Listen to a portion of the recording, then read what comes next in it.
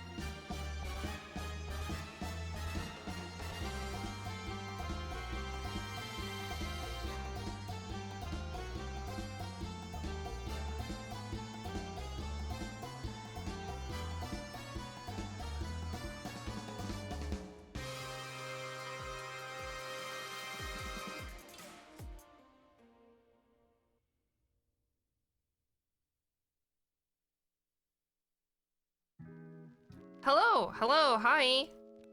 Welcome to Costco. I love you. Hi, Synkrich, thanks for the raid. Hopefully your stream was good.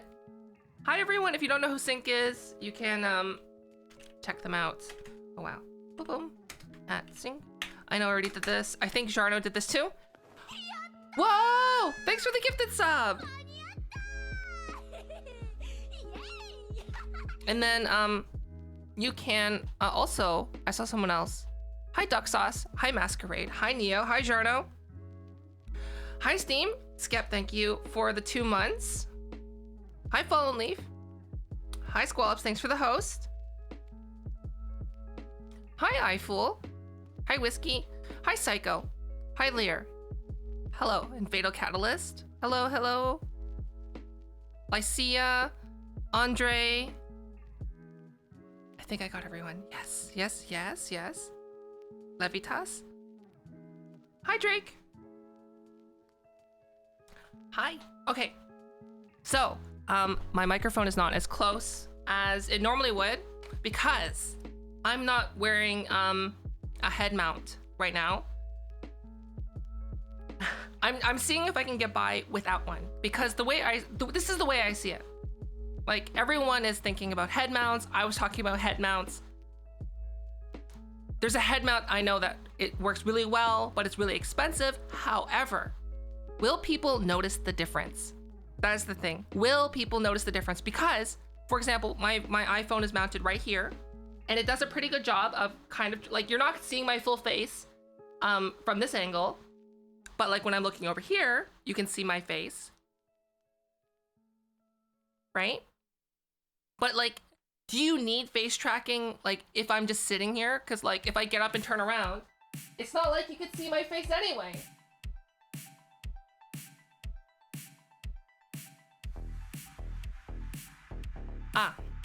Okay. I still really want that really expensive mount. I really want it. I have to email them back. I have to like craft my words because I sent them just an initial email. Just be like, hey, do you ship to South Korea? And then they're like, oh, I checked out your stuff. And I was like, oh yeah, I see.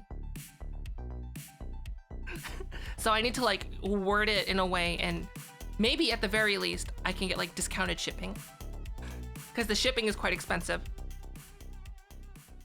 So we're gonna change, yeah, the fat influencer count, like the bottom of the Twitch partner list now.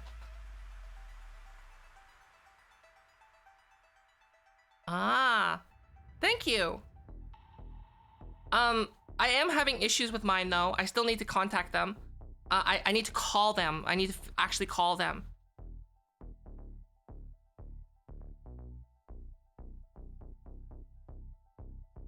Because like on this hand, it's fully a calibration issue. The auto calibrate algorithm software that they sent doesn't work anymore for some reason. It's not a problem with them, it's a problem with me. I need to figure that out. However, this finger, this pointer finger, is broken.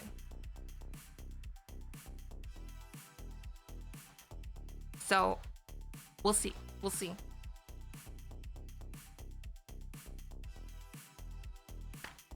Okay. What if I rotate the camera behind me? What do you mean? Face tracking? That's true. That's true. I still have my DIY helmet, but okay, so in terms of streaming, I know lately I've been doing a lot of like commission work on stream, and we're gonna have some like real talks here. I don't think I should do them on stream for a couple of reasons. One, I've already done it a couple times. So like anyone who was curious about the process, like hopefully, I guess everything's been, like the curiosity has been satiated. Secondly, like since the focus of the stream is talking to you, I don't get a lot of, like, I'm not saying like, oh, it's Oh, well, stream, it is your fault that I don't get work done.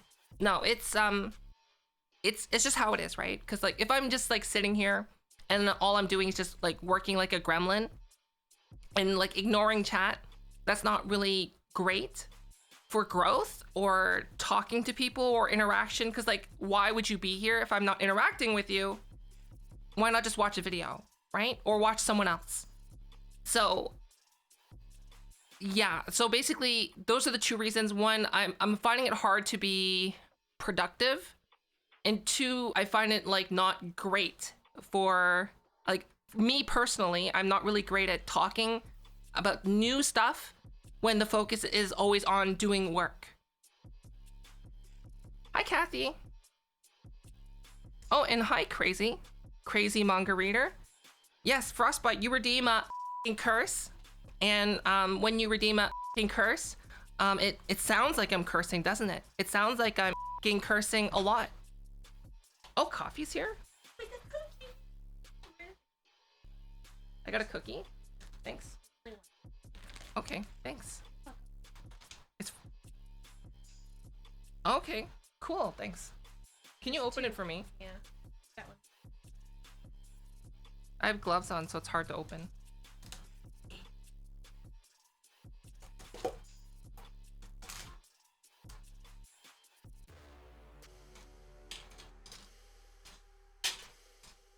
Also, I've been getting I got DMCA'd on, oh, not like a claim, a DMCA claim on thanks for the follow, on one of my VODs on YouTube from, and like basically it's like a Spanish like 1 million sub channel that's basically like, we own this music, and I'm like, so I listened to the copyright claim. I'm just like, this is Harris Heller. So like, I don't know how like that's gonna go, but I disputed the claim and be like, yo, this is Harris Heller. Here's a link to Harris Heller's like music. And so that the VOD that's privated on my main channel is under review now.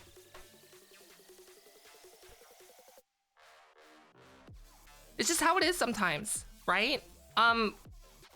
This is my guess, is that it's a 1 million sub channel of like, I was looking at it Spanish, like 4 people like reacting to like, it's either owned by a corporation or it's a small group, and basically they're just like auto accept all for copyright claims. Alex, thanks for the 100 bits.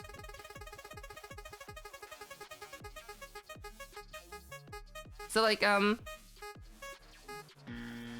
get it. I get it. They probably get a lot of like people re-uploading content. It does happen.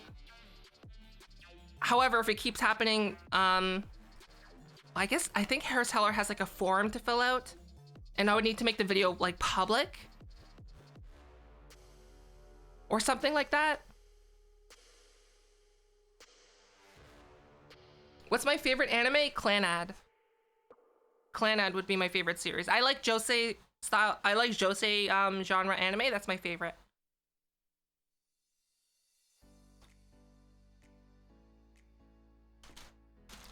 Hi, Moon. Hello. Hello. Hi.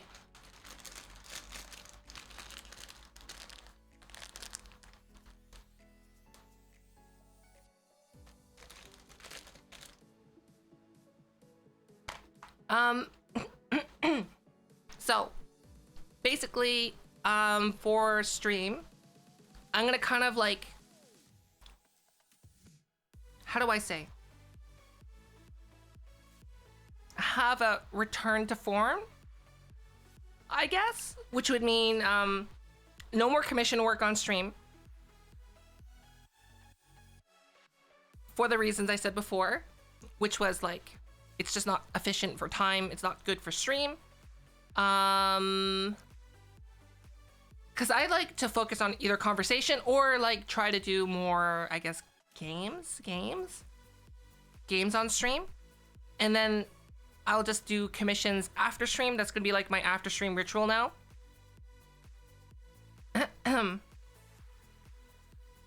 But I would still like to do cursed models on stream. So like the annoying orange model that we thought about last stream, I would like to do that still. One of my thoughts on string theory, that it is the best theory of everything that we have currently that is incomplete. It is a theory.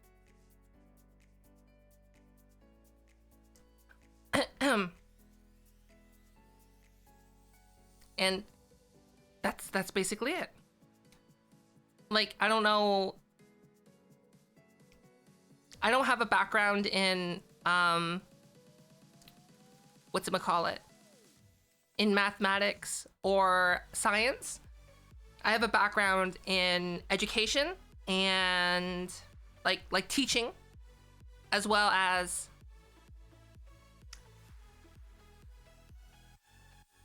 philosophy. For science!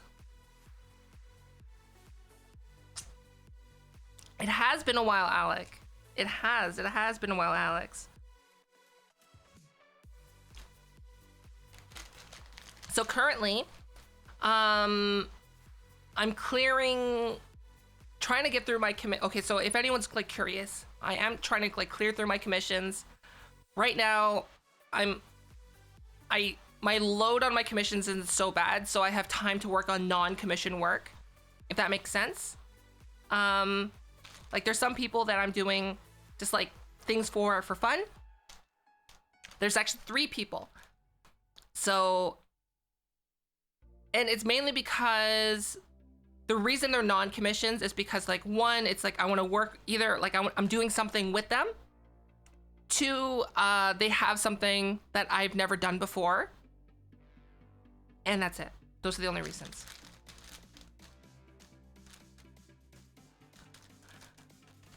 The Reggio, I don't know what that is.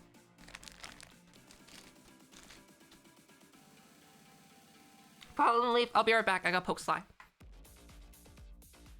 Have a good night.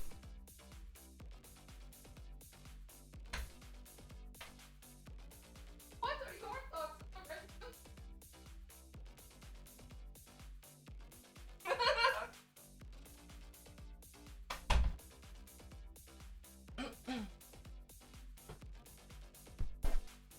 There we go. Sly has been poked.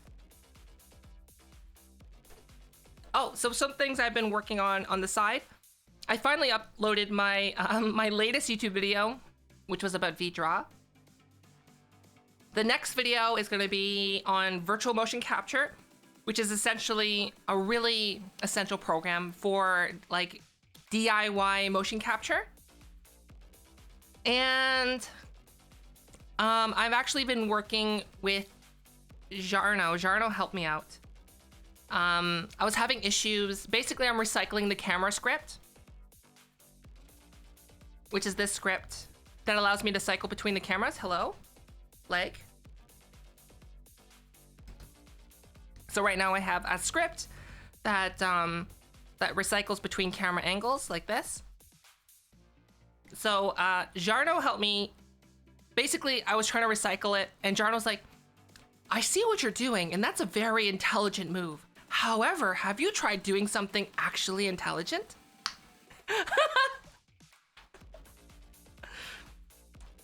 Jarno didn't say that, but I'm not the best when it comes to coding. And then basically like Jarno's like, here, take this, and I was just like,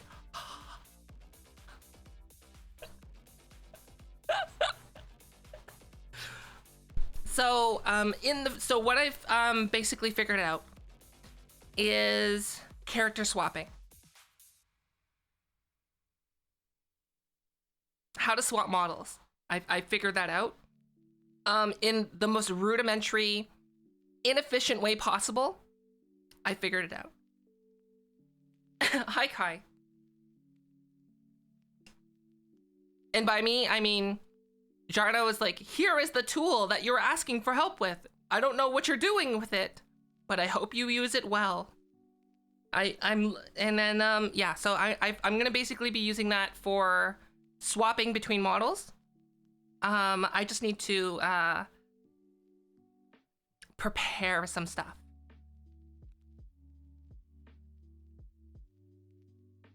I'm very good at looking for things on Google. That's what I'm good at. So like I don't discriminate. I go Yahoo Answers, Unity Answers, Unreal Answers, Ask Jeeves, Tumblr, Bing, of course. That's the only search engine I use is Bing. I only use Bing, right? Discord. Oh yeah, so apparently Discord is like, has been in talks with people to buy them.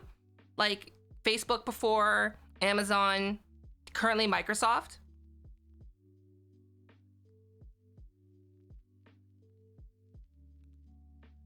And like, I thought about it. I think right now is a really great time to get a small sample size of people. So we're gonna do that right now. I have so basically I have a question for you.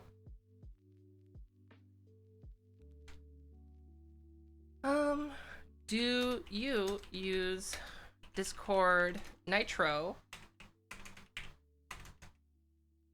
or Nitro Classic? Yes. For people who don't know what Discord Nitro is, it's basically like a paid tier of Discord where you can pay for like extra cool features, but you don't need it. So we're gonna start that poll. If you use Discord Nitro or Discord Nitro Classic, if you could vote yes by typing 1 or no for typing 2. I just want to get like a quick idea. Thanks for the follow, by the way.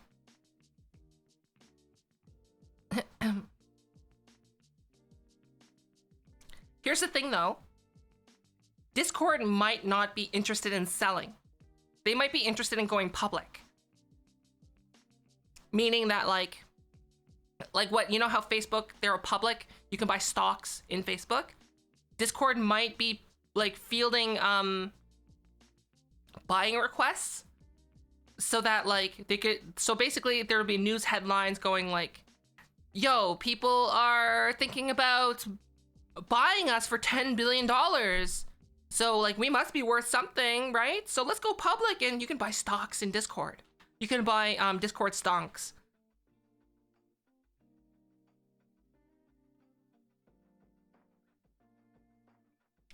Oh, I should probably vote as well. I do have Discord Nitro, personally. Because like, here's the thing. I don't see how Discord is profitable. Like I can't see how they're profitable in any way. And then I guess this is kind of confirming it.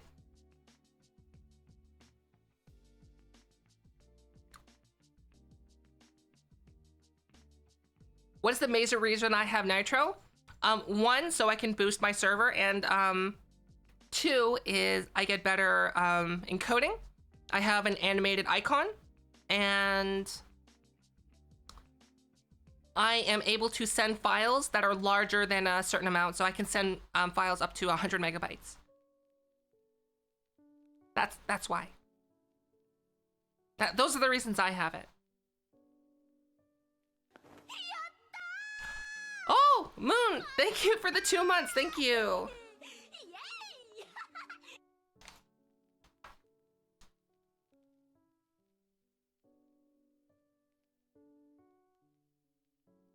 Yeah. For me, having the 100 megabyte file limit is like essential. Okay, so we're gonna end the poll about there. We have 25 votes, which is about like a quarter of the people that are here, which is, I guess, a decent sample size. So the majority of people are basically no. So half of the people who are non-lurking, I guess, say no. And here's the thing.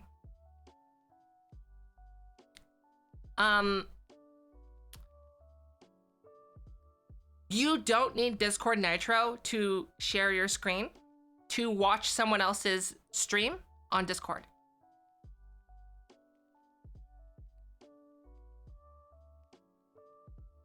And that's like very, very expensive for that to be done. So like think about like how many people are using Discord and how many more people are using Discord now and how many people are streaming. So like, have you ever been in a Discord channel where like you and your friends are all on a team and you're sharing your screens so that you can all have the same perspective? Or like, for example, like, I've been in many Discord calls before, group calls, where everyone's either like sharing their screen or showing a webcam and there's like 20 people like doing a watch party. And like, that's a lot of bandwidth. And like, most of those people don't have Nitro. So basically that's just like, in terms of like Discord, it's just like, that's just a net loss.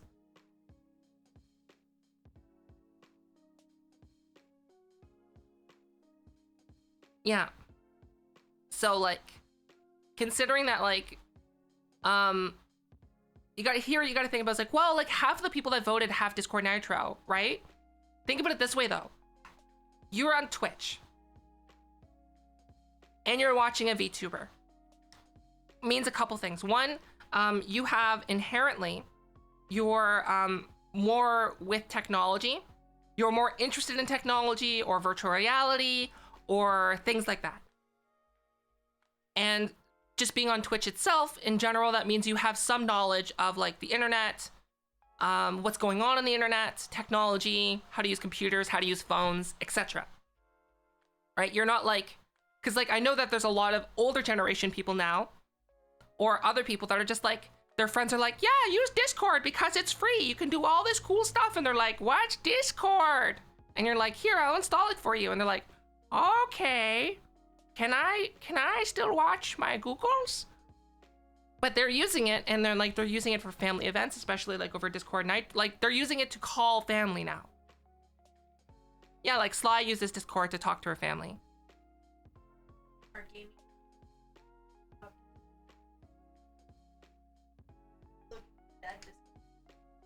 Yeah. Okay, so Jarno mentioned that the same could be said about VR chat. However, VR chat is a different story because VR chat has funding. So like VR companies, Steam, Valve, they give them money to run VR chat. So like they get money from HTC, they get money from Microsoft, they get money from Valve. Basically, they get investment towards virtual reality because, like, one, they're interested in virtual reality and they want to see where it goes. And two, like, if you think about it too, it's like, how many people do you know that have gone on the VR chat in desktop mode, seen people with VR, get VR, then when they get VR, they see people with full body, and then they get full body.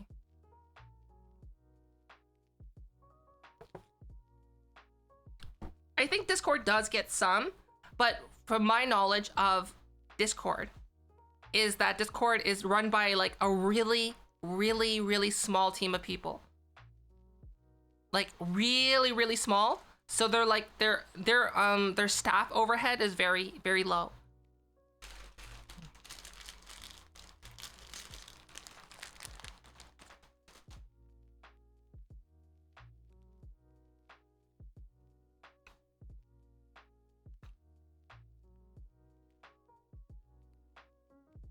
I don't know.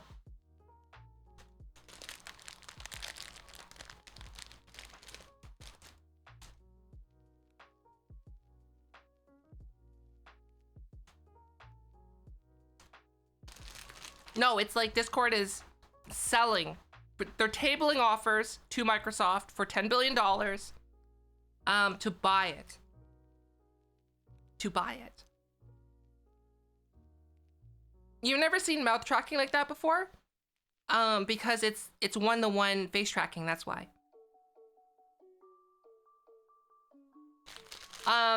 It's like iPhone face tracking.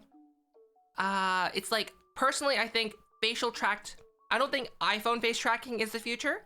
However, I do think that full facial tracking in VR, in virtual reality, and for VTubing is the future.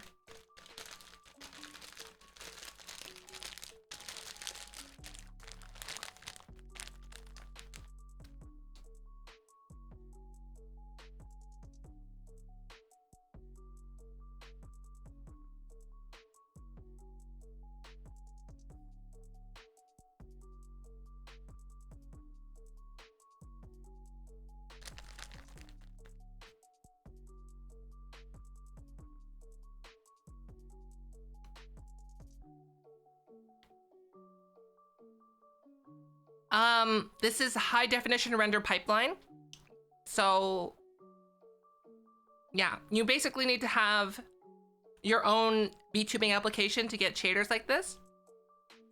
And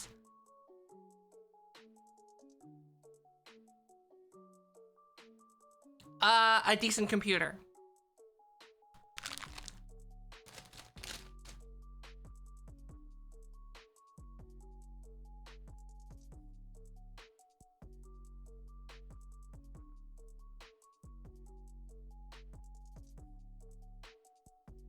My model is from Booth.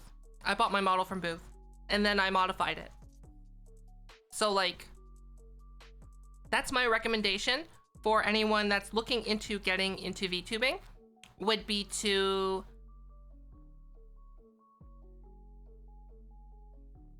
buy a model from Booth, so it's not a huge investment, or use VRoid Studio and make your own model.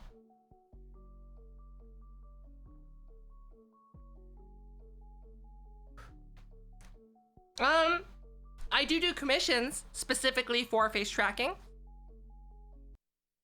Like so that's I'll let you know, my face tracking is actually not the best I've done, because I've done my own face tracking like as an experiment, and then like basically anyone okay, so like basically think about it this way. Mine was like the experiment. Can I do this? Then what I've learned from it goes into all the commissions in the future. As I keep going, basically I'm getting better and I'm getting faster, depending. So like, I've worked on quite a few VRoid models now, VRoid based models, and a lot of VRoid based models have like a similar, how do you say, facial structure and a similar composition, that I've become familiar with them, so I know how to work with VRoid models like the best right now, I think. Whereas like, I can work on anyone else's models, no problem, but they're all gonna be very different, and each time I work on different models, I'm learning something new, which is good. So like, I've worked on some models by Genomu, by Yuli, and some other people like Cake who did a super job. Hi, Lobbits. So I would say that the last model I did, okay, when I say my best work, it makes the difference of like for 100% versus like 95%. So this like, it's still really, really good. So I would say like the last model I did was probably some of my best work, which is on Pren's model. So like, I can show you. Give me a sec. Whoop.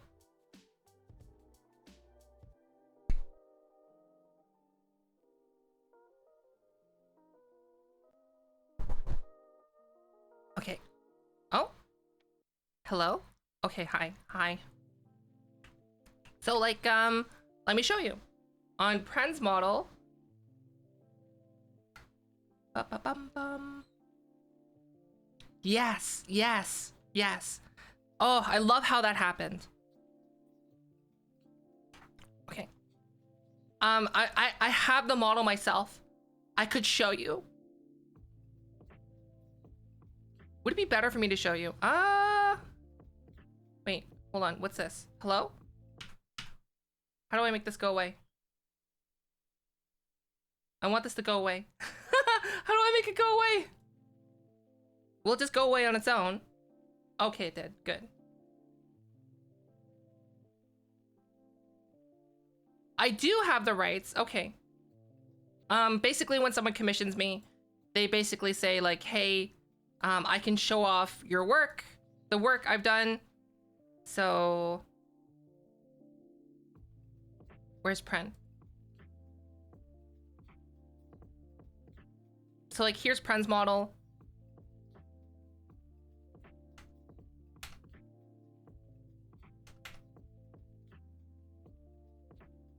Hi, For Theory. So how the ghost happened was I was like, hey, Pren, I have this idea. Cause like she had this whiteout eye expression. And it kind of looked like, oh, like you're like dead face for it, like, So I was like, you know, it'd be really fun if we had like a little ghosty.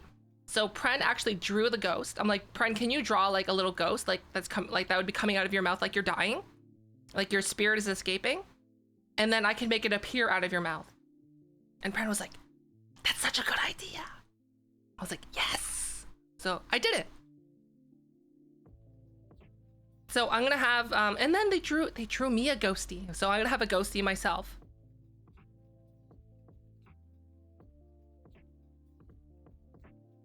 So if you don't know who Pren is, this is Pren at SO, oh, hello, keyboard, Bluetooth.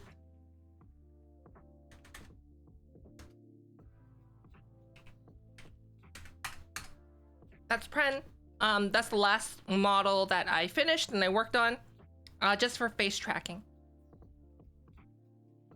Which we're not. Hello? Pren, what kind of a thing is that? What clip is that? Okay, we're just gonna go directly to Pren's site. Pren, you need to clean up your clips!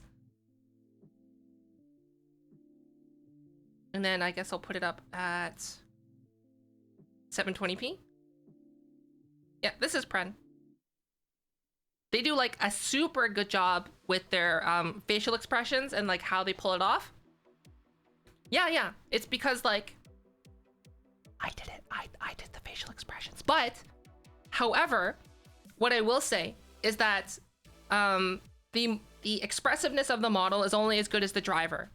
So like Pren is super expressive with when they're streaming, and that really helps. Because like, for example, like if you have this like amazing facial tracked model, but like you just go like this the entire time. Oh, hey chat. How are you? Yeah, I got the new thing for my model. Isn't it like amazing? Do you know what I mean?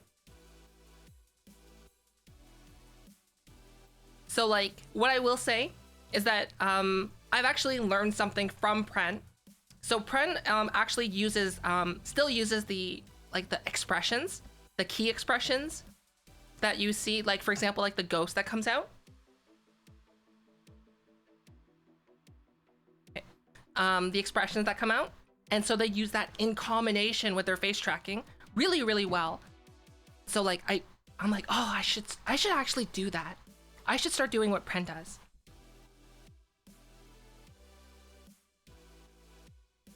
But yeah,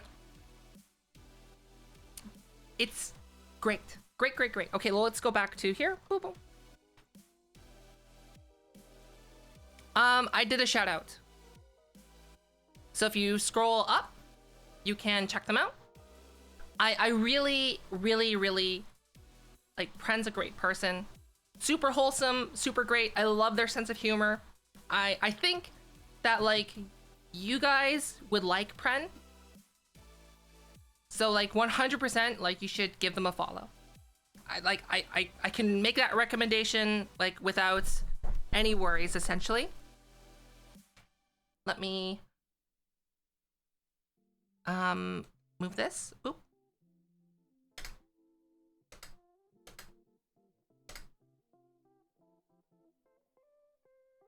After I had like the perfect camera angle and everything.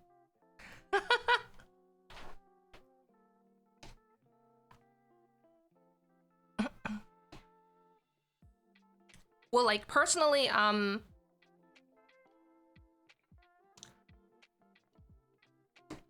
do.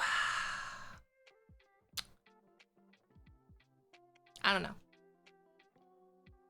She does do head pats. She does. I don't. Hi, Lonelies.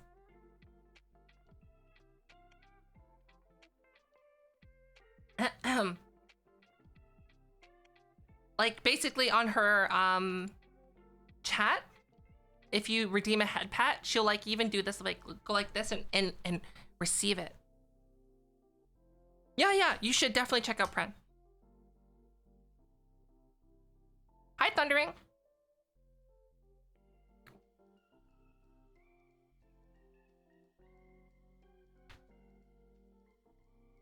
But yeah, it still boils down to a couple things, like having face tracking. I think Pren's a really great example of like, how do I say? Pren didn't need face tracking. Obviously, it's like, it's nice. It's making more expression on her models. And it's like, it's overall, it's good. But like, she's not popular because she has face tracking. She's popular because people like her. And thank you for the 2 bits. Right? Like, it all boils down to the same thing, right? It doesn't matter the coolness of what you have. It's the person that's behind the cool stuff. And like, if you don't have cool stuff, that shouldn't matter. If you're relying on cool stuff, like, I guess, to a certain extent, I guess I'm kind of relying on cool stuff. Right? Well, there's gonna be a problem. Which I guess I'm gonna have in the future, right? I'm not gonna be like the only person that has this. Cause like, I don't mind sharing like what I do. And I have been seeing in my Discord server, people have been posting like what they've been doing with their own Unity environments. I was like, oh, this is so cool.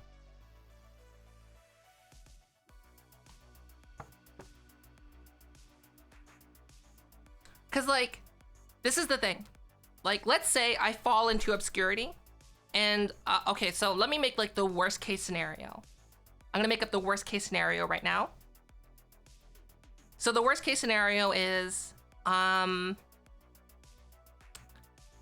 fall into obscurity, people stop watching me, and then someone followed my tutorials or something like that, and they blow up.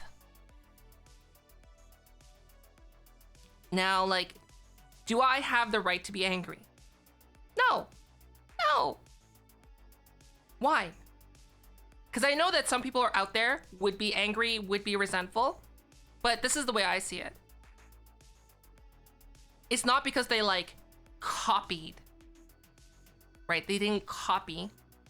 It's literally because it's a lacking in my own ability to like retain you guys, to make things interesting, to have conversations that bring you back, right?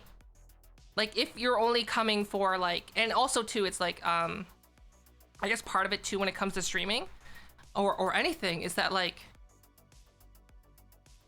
you want to try to cultivate, you want to try to create content for the audience that you want versus the audience that you have, if that makes sense. Does that make sense?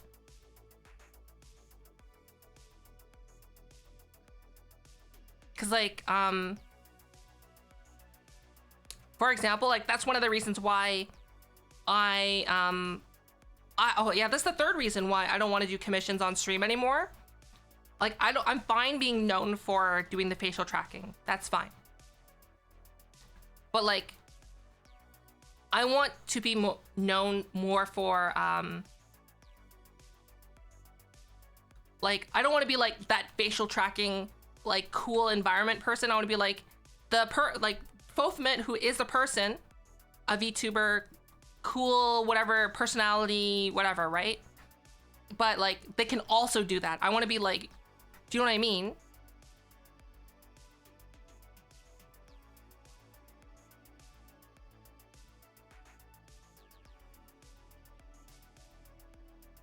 Yeah, exactly. Like, for example, like, let's say, right now you're trying to get into streaming. You want to buy a new computer, but computer prices right now are ridiculous because they are. Like a 1066 gigabyte goes for like $700. Isn't that ridiculous? $700 for a 2-generation-old card. Like, I remember when I was able to buy that for like 150, and I'm like, do I want to buy this? Right? And now it's like $500, $700. So like, right now, people aren't upgrading. What you have is what you have. Do you need to have all this fancy stuff? No, you don't.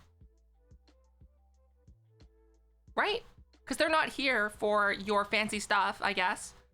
They're here for you as a person.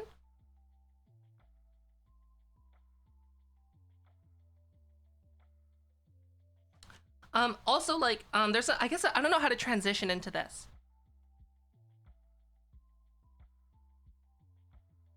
How do I say this without like,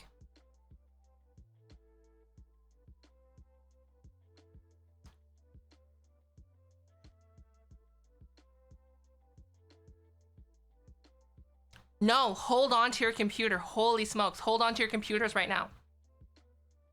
Oh, here's the thing. I've heard this very often.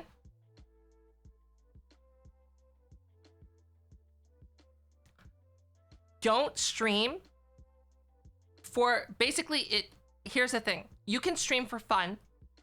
However, like, it shouldn't also be the case of like, don't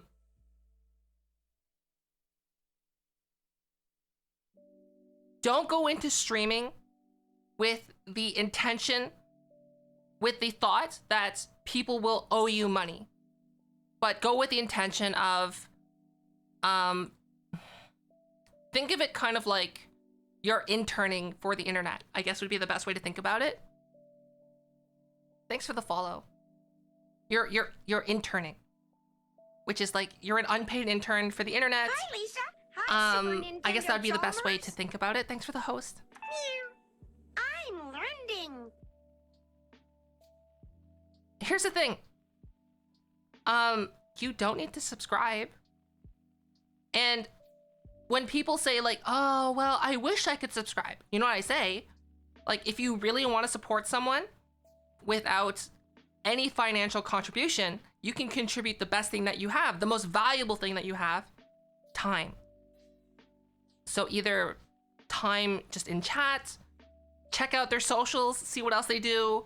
If they have a YouTube, check out their YouTube, things like that. Because like, in essence, that's more valuable than like that $5 that ultimately it turns into $2.50. Hi, Wing. Oh, hey, Wing. Thank you. Sorry, I didn't word my my response well, but thank you so much for that art. I really appreciate it.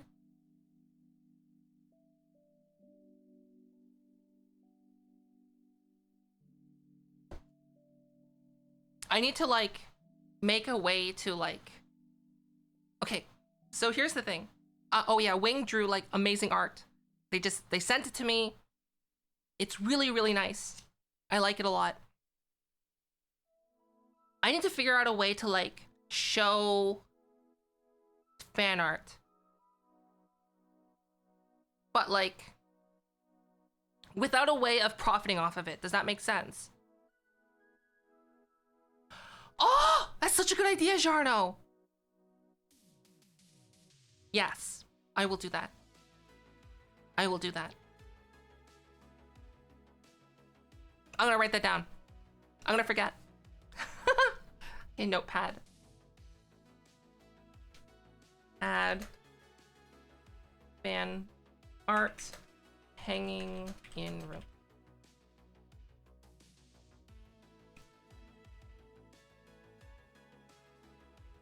That's such a... Oh. Yeah, that's probably the best thing to do.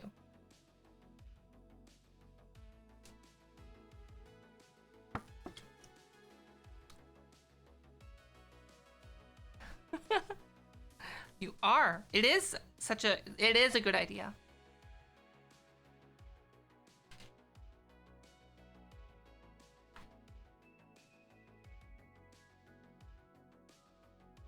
There's already something that I'm supposed to pin to the fridge. I just haven't had time to work on my own stuff, if that makes sense.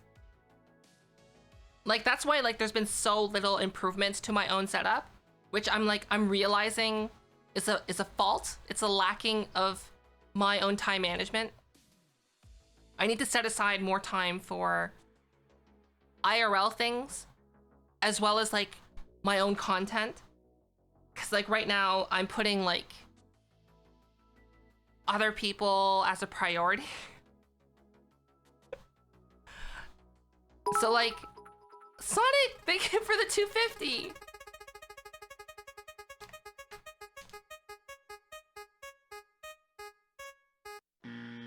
So for example, last night, someone messaged me, one of the people that I worked with before, and they're like, how do I do this? And it was just easier for me just to do it. So I did it. In my head, I'm just like, yeah, it'll be like an hour or something. It wasn't an hour. I had fun. I had a lot of fun. I enjoyed doing what I did. I did it because I wanted to do it. But like, that's like, I guess an example of me like not using my time wisely. Like, I guess I have the power to say no. And I need to like start saying no to things that I want to do. Because like, I can't say yes to everything that I want to do, if that makes sense. Yeah, bits are basically like a way to donate, if that makes sense. Yeah. What I will say is the person that I was working with, they're a great person. I like them a lot. There's no like, I don't know how to say it. Like they could be lurking right now. Maybe. I did it because I wanted to do it and I enjoyed it. And I knew I would enjoy it. And basically, the end product was the silliest thing I've ever made for another streamer. I'm super looking forward to seeing them use it. It's gonna be like, it's pretty funny.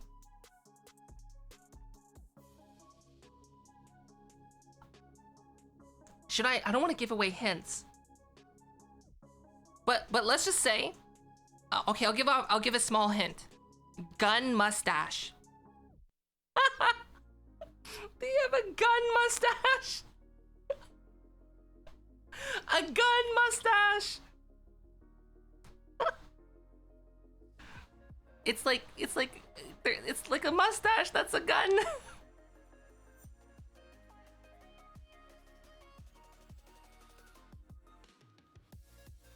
And then they can pull the mustache off, and then it turns into floppy guns in their hands.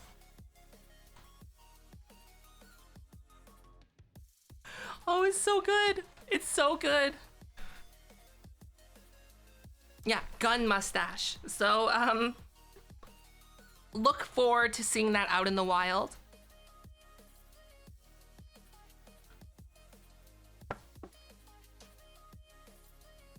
I'm looking forward to seeing that out in the wild. I don't even want to show you pictures because like I want to see it, the natural reaction of that person's viewership, to see like, I want to see it in action. Hi, Moodles.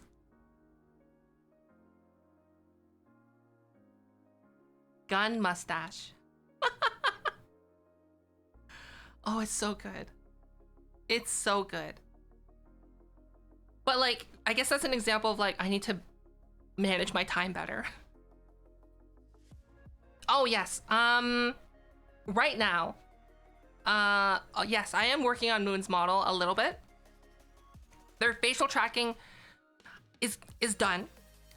So right now they have facial tracking that works. However, there's an issue right now with their model, where it's not allowing extra expressions, like the key expressions. So when I have the time, I'm gonna I might have to like restart some things and see how it can, what's the problem? Because the issue basically, I think, was it's changed hands a couple times. Yeah, so basically I just need to start the process over from FB. So basically the FBX is good. I just need to redo the VRM because I think since the VRM has been handled too many times by more than one person, that there's like some weirdness that's happened in there. So I'm just gonna get the FBX, reconvert it into a VRM, into a fresh project, and just start from there, and that should fix all the problems. I just have to have time to do that. Because I have another commission right now with Ayumi, and I'm hoping that I can have it finished by Monday. And by Monday, I'm hoping to take on some more commissions. Yeah, that's basically it.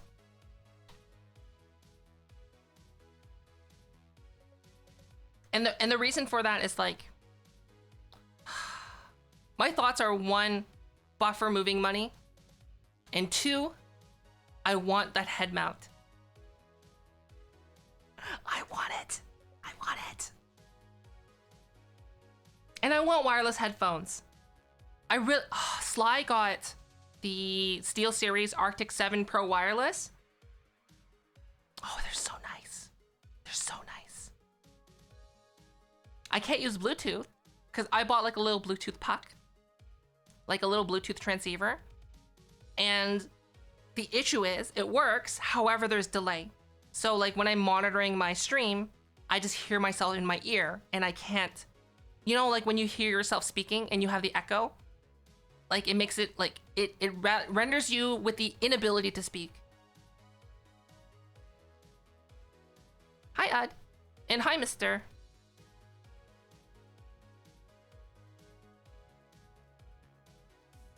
Yes. But I want one. I want one so bad. Sly loves it. Hi, Neko. I want one. They're so expensive though. It's like $400. But like the sound's good.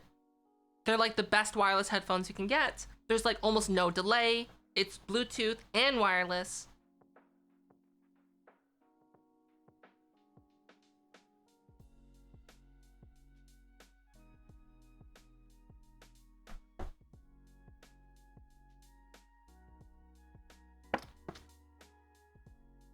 But yeah, basically there's too much delay with Bluetooth is the issue. There's like just enough delay that it causes like, hold on, let me turn off my music so you can hear this.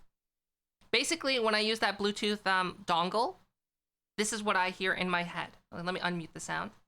And this is what I hear. And it's really hard to speak when I'm using the Bluetooth dongle like this. Because all I hear is echo like this. Right? Imagine trying to speak through that. If that's all, you're hearing your own voice like a second later.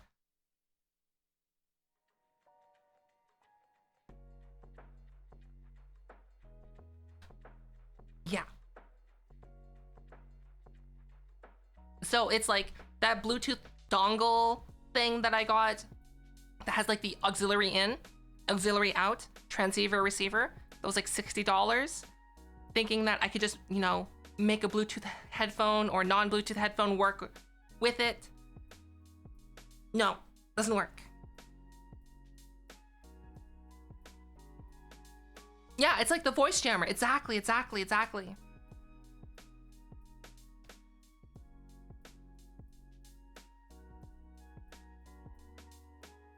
So like, I don't know how to like, I don't know if I can fix that, if that makes sense. Other than like getting really high-end wireless headphones.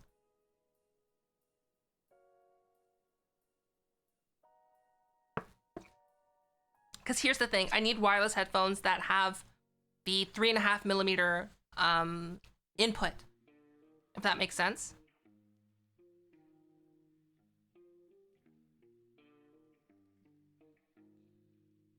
Hi, Belf.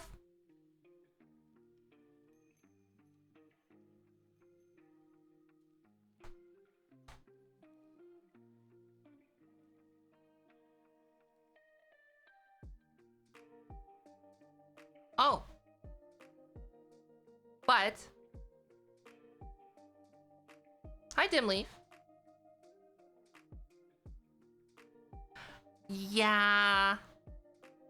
I do have a very expensive Oh! Hi, Kerboy. Hello. How's your stream? Thanks for the raid. And thanks for the follows.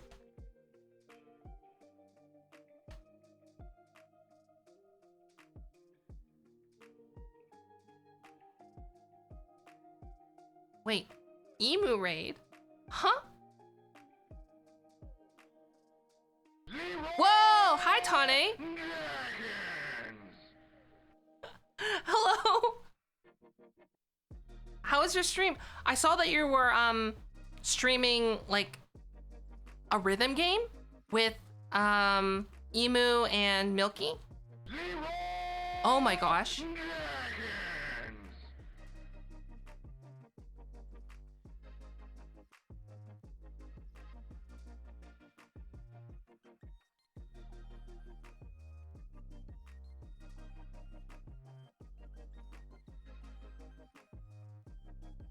What?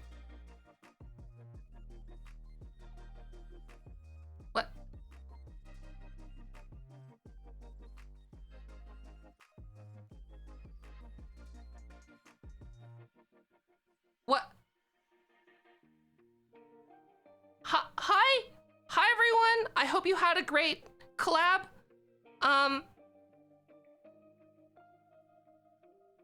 Hi! Hello? Hi? Okay. Oh, okay. Okay. There's 3 raids we need to get here. So there's Kerboy. At SO Tani. At SO.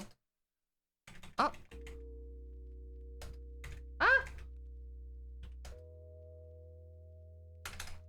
Hi everyone. I hope you had a really great time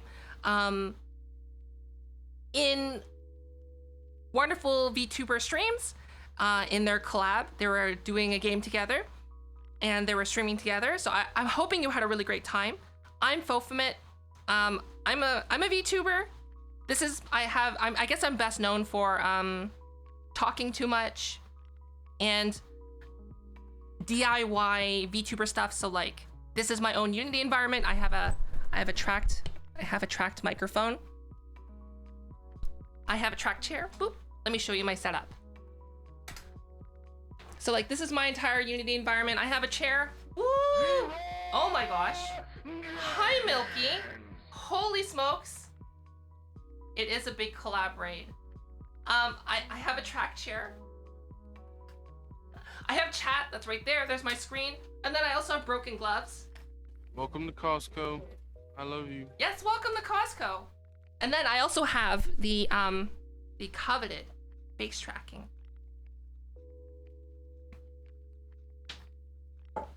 Hi.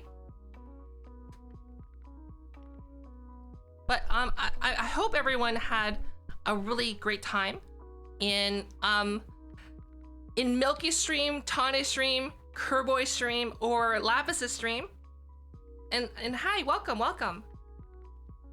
We're just talking, oh geez, the microphone's like right at my head. We're just I guess talking about streaming, I guess. Would be the best way to talk about that. Still no no, there will never be a tracked cup. Never tracked cup. Everyone, thank you so much for the follows. Thank you. Oh, but yeah, I do have tracked gloves. I don't recommend them. They're not really, as you can see, they're a little broken. Tane, thanks. But hopefully, Kerboy, Tane, I've never had a quad raid before. Emu and Milky, you had a great collab together. Oh, so like for example, I have, if I'm drinking coffee, right? So like you can see me chew, like, and you can see like when I'm drinking something. And people are like, tracked cup when? Tracked cup when? No tracked cup. I do have Elite Motion, I'm not using it.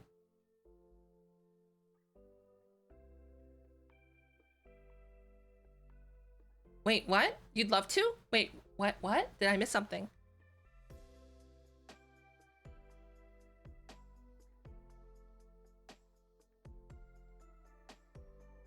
Whoa! Draconis, thank you! Thank you for the gifted sub to Milky.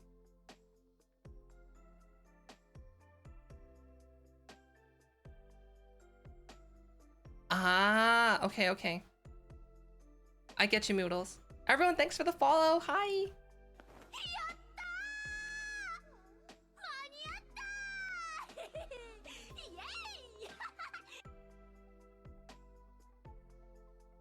A rigid body cup? No.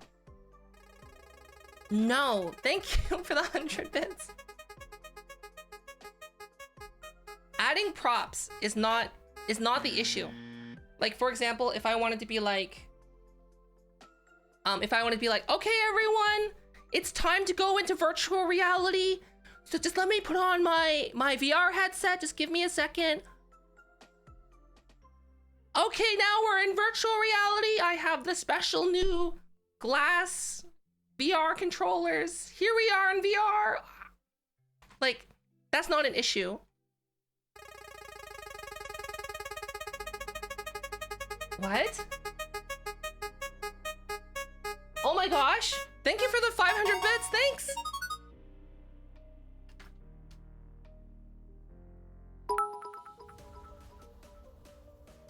YATAA. But yeah, like adding props is not an issue. It's just like, it's not the same as like, I don't want to have to press a button every time I want to like take a drink of something, right? If that makes sense. Ah. Hype train.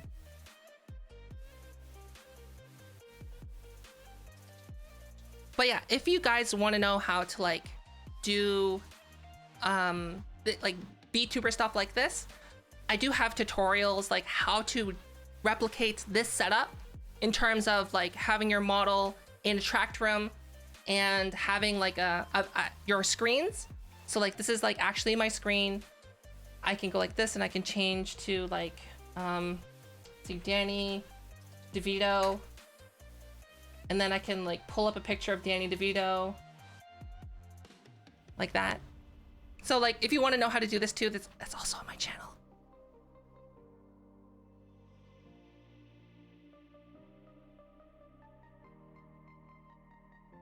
Oh, okay. Good night. Thanks, Milky. Oh, and have a good night, Kerboy.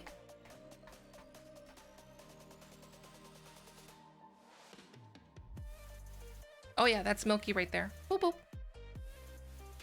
And that's, wait, and that's her boy right there.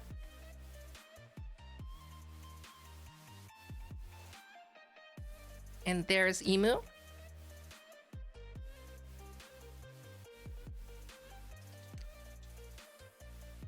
Can we get a reroll on Emu? I don't see their model in that one. Let's reroll. I don't see their model.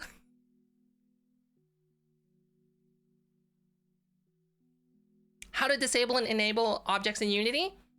You click on the model, you click on the thing in the hierarchy, you go to the inspector and you check the checkbox. Oh my gosh, it's not pulling up anything that's new. Emu! Okay, wait, we could just do this the proper way.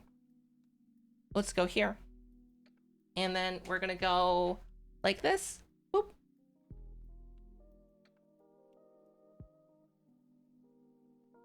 Tani, don't forget yourself. Oh my gosh. Wingding, thank you for the 10 gifted subs. Holy cow, thank you so much.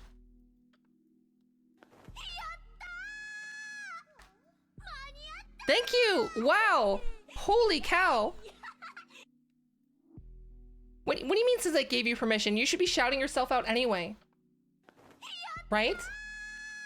Like, I know it's weird to like shout yourself out. I understand that weird dynamic. Yeah, there's Tane. You can see Tane right there. Defending herself from a dog. Wolf. Oh, and then like here's Emu. We saw there's their model. There you go. And here's Danny DeVito.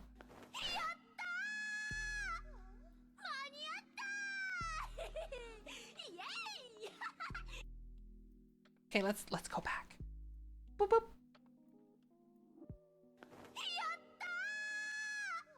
They had a shrine? But Wingding, thank you so much for the gifted subs. Thank you so much. And also thank you for the art as well. Is the corner with alcohol bottles? What?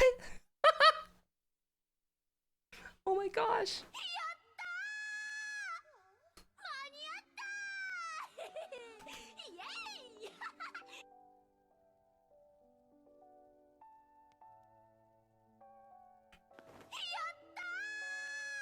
And then like have the camera like this. There we go.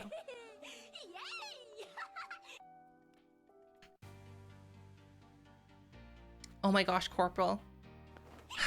Corporal, thank you for the $4.99. It's gonna come up. It will. Just thank you. Ignisus, thank you for the 500. What?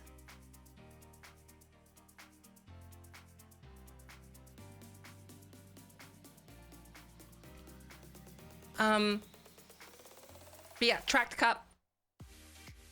I did say the conditions when and if I would do a tracked cup. And basically I rigged it in such a way that I will never have to do a tracked cup. And then if I did have to do a tracked cup, it would just only be in my favor.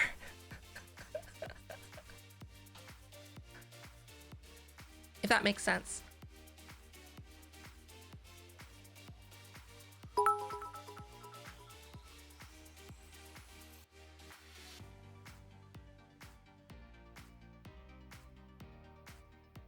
Whoa! Draconis, thank you for the gifted sub to Lapis, Emu.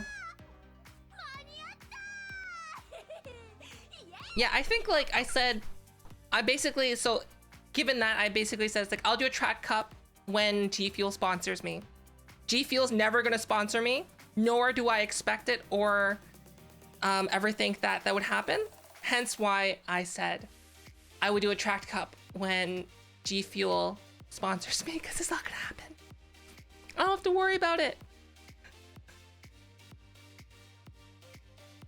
Right? Right?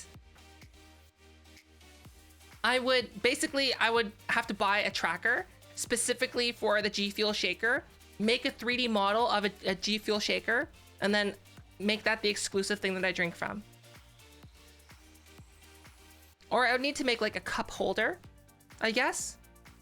Yeah, it would need to be a cup holder so that I can put new cups in it, because I think using the same cup would not be great, because I would have to like, I would always have to wash it constantly. Whereas like if I were to able to have more than one cup, I can cycle through them and like not have to like, I don't want to be that disgusting person that just drinks from the same cup all the time.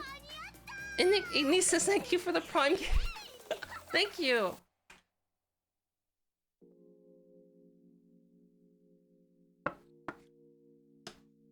Right, so I guess it would have to be like a cup holder or like a cup sleeve, if that makes sense, with a tracker attached. And then like a battery attached to it as well. Oh, it's gonna be so inconvenient. But I guess I've thought about it. Yeah, it's not gonna happen. It's not gonna happen.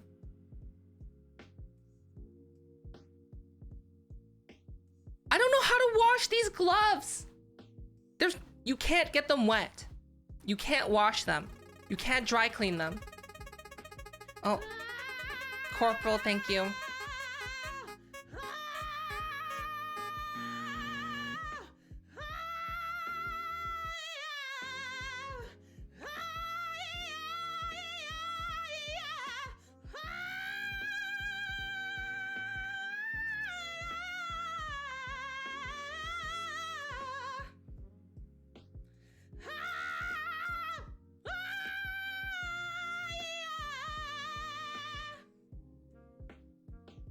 Thank you for redeeming that, Corporal.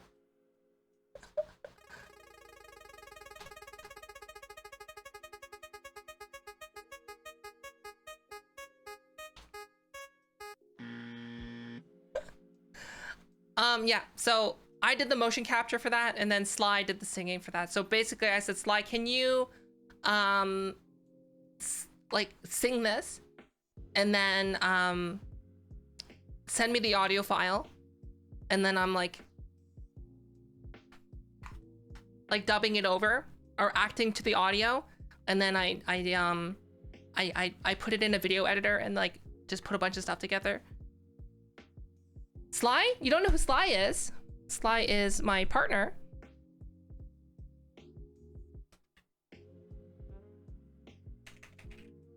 I think they're streaming right now, actually. So you can check her out right here.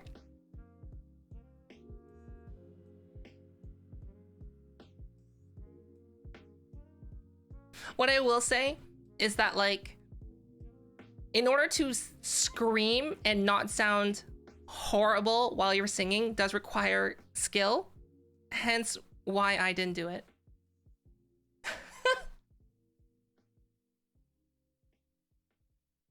It's supposed to be cursed. Honestly, when I made that, I honestly thought it would be like redeemed once.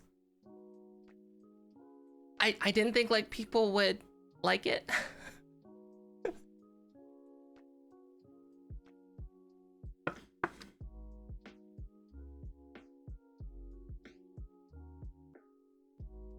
It's a bunch of pictures of Danny DeVito.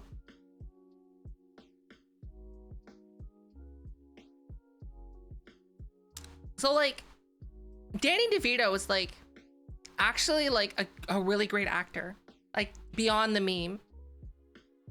Like, if you've heard about like, so they're a method actor. Method actor means like they stay in character the entire time. And I know like that some people have given like method actors a bad name in terms of like I'm the Joker, baby, like that. Want to see how I got these scars? I'm gonna mail you a dead pig. Well, I did not say any names. I will neither confirm or deny. But I think the key to method acting is like being able to balance being the character while also realizing, you know, you are a professional on set around other professionals who might also not be method actors. So like there are really, really great ones. Like I think like without a doubt we can all say that like Daniel Day-Lewis, amazing, right? everything they've been in. Like, There Will Be Blood is probably like my favorite Daniel Day-Lewis movie.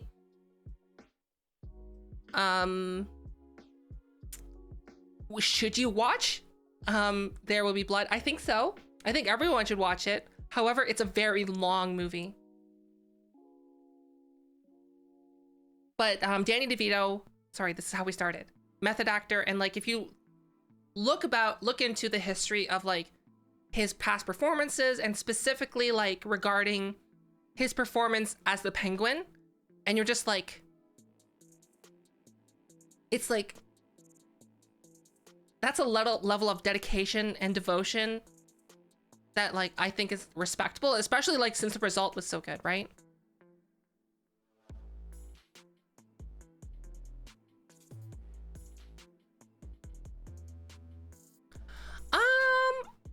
Here's the thing, like, I don't know a lot about Jared Leto.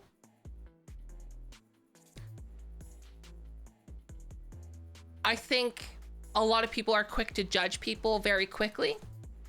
I know I just made a joke at that expense, but like, what I do know is that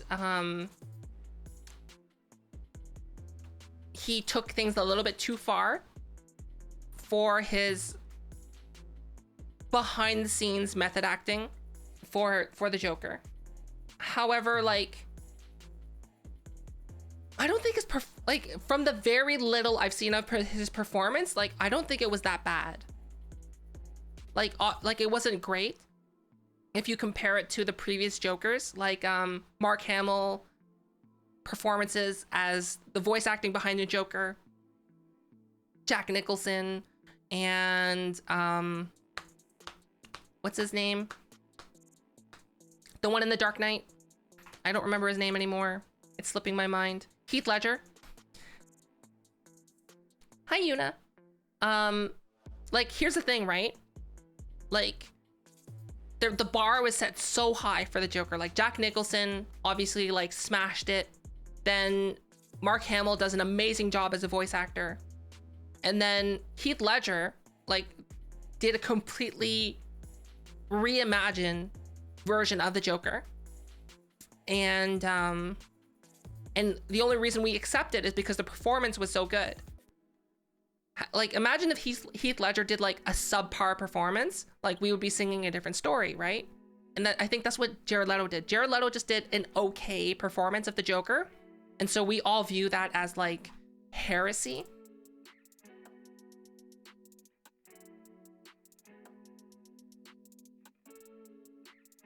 But like now, because of like all the memes regarding Star Wars, whenever I think of like Mark Hamill as the Joker now, like IRL, like if he were to take the reins, I just picture him drinking that milk on the island and just be like, I'm the Joker.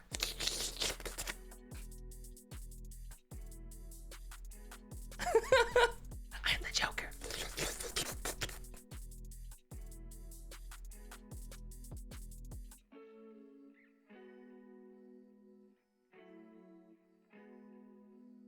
Moodles, it will degrade the whatchamacallit, the flex material that's used to detect the flex sensors.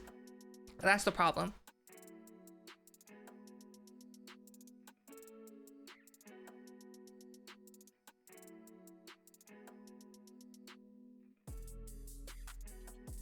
Do I have training? No, I don't. It's all self-taught.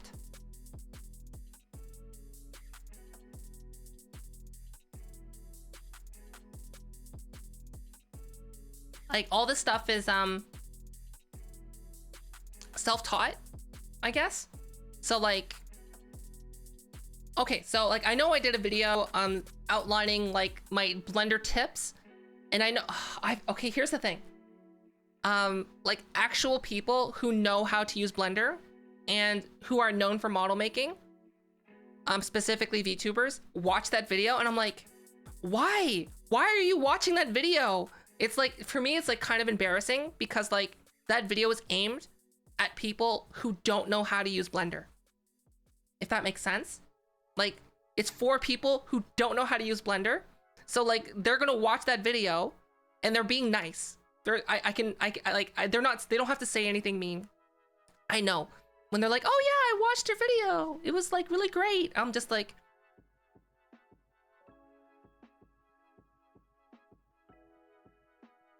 no, don't watch it. It's not meant, it's like, it basically, it's like, I don't know. It's like when you prepare something for like a kindergarten class, like imagine you're preparing for a classroom, you set up your lesson and your classroom for kindergarten, then all of a sudden like all these grade 12 students walk in and they're like, what's up with the tiny chairs? And you're just like, am I not teaching kindergarten? Hi, Tulian.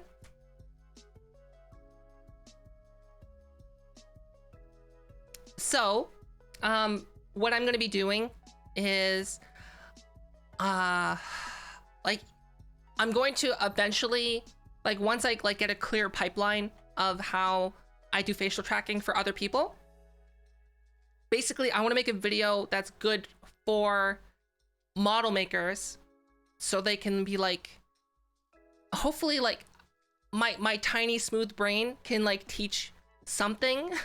I guess my goal would be like, if a really talented model creator watched that video, they would get like at least one thing that they went, oh, I didn't know that. Great tip. That's it.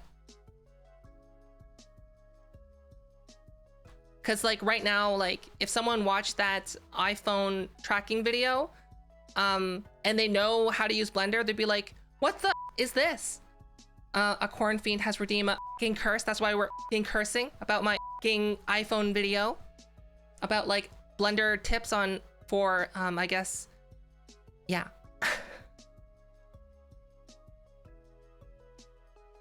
Cause like it's all about like, that video was mainly focused on how to manipulate shape keys and not how to make shape keys, if that makes sense. Whereas like the next video is going to be like in the future, it's going to be talking like about the tool that I started using. So like all my face tracking is tool assisted in terms of the creation of it. So instead of having to key everything in by hand, I have a tool assist. I have a plugin that helps. It doesn't do a great job, but it's okay.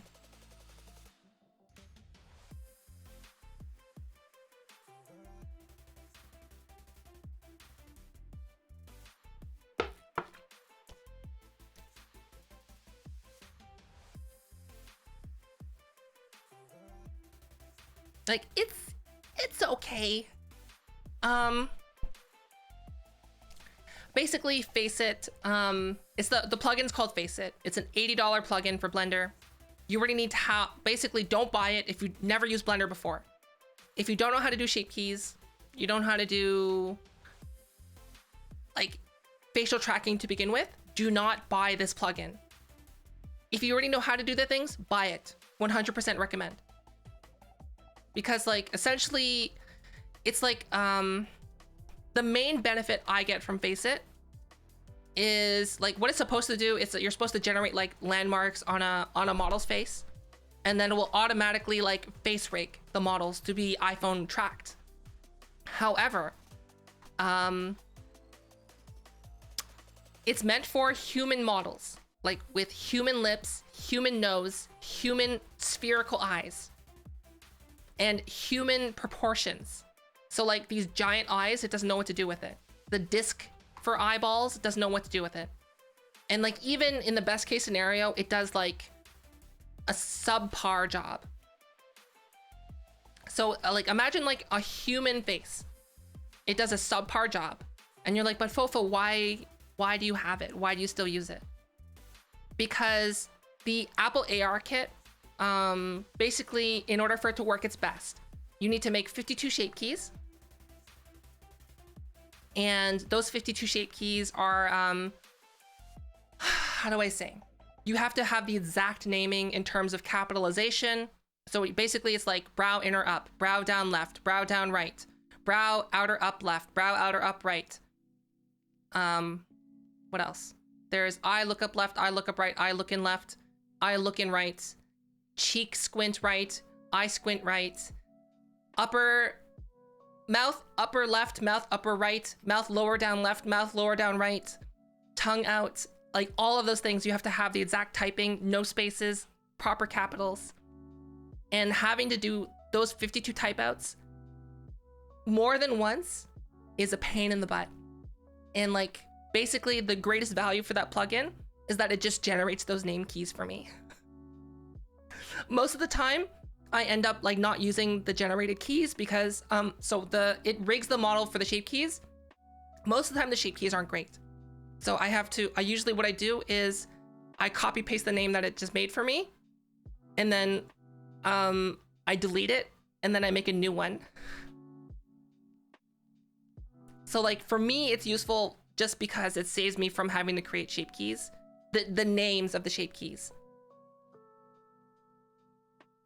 If that makes sense. Okay, basically think about it this way. Imagine like you have to make 52 text files, like notepad files, and you have to make sure that you have an exact naming scheme for each one. And then on the inside of each of those notepads, you have to type like a bunch of numbers. Like imagine that, right? Like, so this basically what this plugin does is that it makes all those notepad files for you, those text documents, it names them all properly. And then on the inside, hopefully it writes the content of those text files well. However, most of the time it's just garbage on the inside. So you have to rewrite what's on the inside anyway. However, for me personally, I find that making those text files and naming those text files is enough of this saves me like a lot of hassle that is worth it, even though I have to open each of those text files, delete everything that's inside of it, and retype it myself. Yeah, basically it's $80 for a name generator. Hi, Paperbag, hello. Hi, Noble.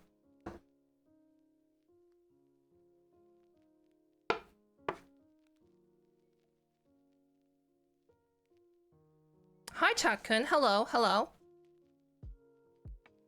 Yeah, it's like, here's the thing. The best case scenario from when I've used that plugin is that from like an 8-hour job, it turned it into a 6-hour job. And like, I was like, yes. Oh, this saves me so much time. However, there's been times where it didn't save me any time, or it has created more time, because you have to, in order for the plugin to work its best, you have to prepare the model. Basically, you have to optimize the model. You have to separate things. You have to like divide and organize. So like, I guess think about it like that plugin, like cooking. You have to, if you're gonna cook a stew, imagine like the plugin is like, I guess, the stove and the pot, right? It's the stove and the pot. You have your pot, you have your stove, you put water in the pot, that's the plugin. So what you could do is you could get your model, like your carrots and whatever, all the ingredients, and then you could just toss it in the pot. Like imagine like unskinned onions, like tomatoes with the green still on them,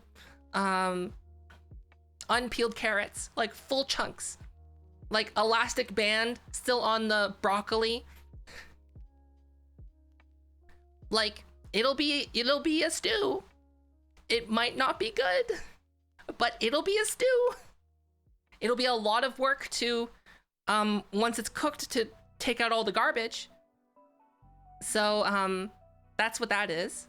Or you can wash all the vegetables, chop them up, and make sure that they're like good to be put into a stew, and then put it into a stew. And that's basically what it is. If you prepare, then it's good. What's a good entry-level PC if it's your first PC? What a PC that's within your budget. A PC that's in your budget.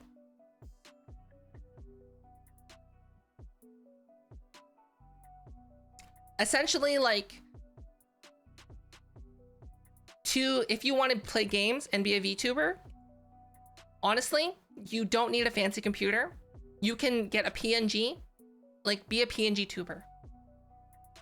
Like there's nothing wrong with that. because like if you're thinking about getting into streaming, it's all about you and not the cool stuff that you have.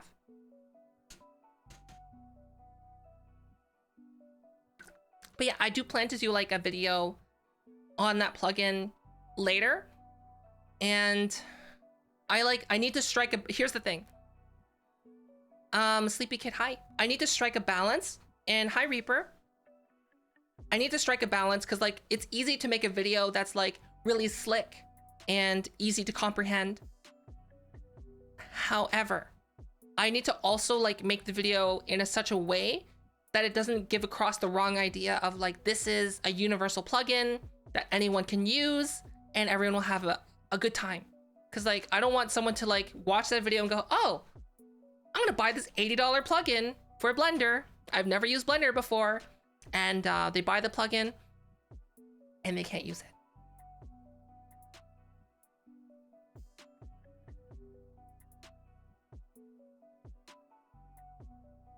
Honestly, like, if you want my actual recommended computer to do virtual reality and streaming, you can check right here, right here.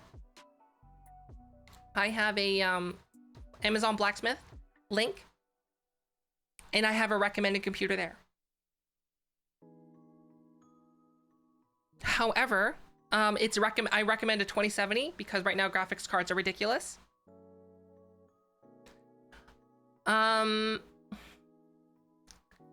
Now is not a good time to buy a computer. Now is not a good time, especially for gaming. Graphics cards are impossible to get. Like, I hate to say this, but like the best value for your money right now is buying a laptop. Because here's the thing, like you can't really buy pre-built desktops anymore because what's happening is the demand is so high for graphics cards. People are buying like Dell computers, like pre-built store computers, ripping out the graphics card and then selling it for parts because it makes more money.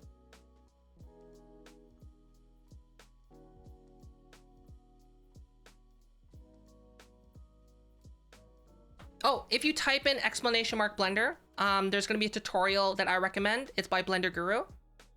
And you should 100% do that tutorial. It's from zero Blender knowledge to being able to like sculpt something. I do recommend that. Typing !Blender. But yeah, right now, if you cannot wait, you have two choices. One, pay scalper prices, or two, get a laptop. And it feels super weird to be recommending like a gaming laptop. Like super weird. Because like normally I would never recommend a gaming laptop. But like right now, that's the environment we're in right now. Because like people cannot rip a graphics card out of a gaming laptop. Hence why like their prices are less affected by scalper, like the demand, because like it's not just all scalpers. So like people are like thinking, here's the thing about the GPU shortage right now. People are saying, oh, it's the crypto miners, oh, it's like the silicon shortage. Hi Ned. This is the thing, there is the shortage that was caused by silicon shortage or by COVID. It's gone. Right now, Nvidia and AMD, they're selling the same amount of graphics cards, if not more graphics cards than previous years. What's happened is that there's more demand, not from crypto miners. It's right now, think about it this way. How many people are like stuck at home? They're spending more time at home now, and they're like, oh, let's try this gaming thing. And they buy a graphics card. Or they go out and buy a gaming PC. There's more people now just buying gaming PCs, more than before. That's the problem. Yeah.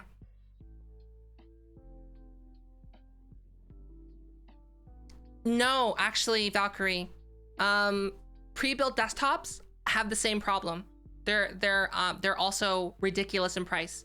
There was a brief period in time where pre-built desktops were a reasonable price.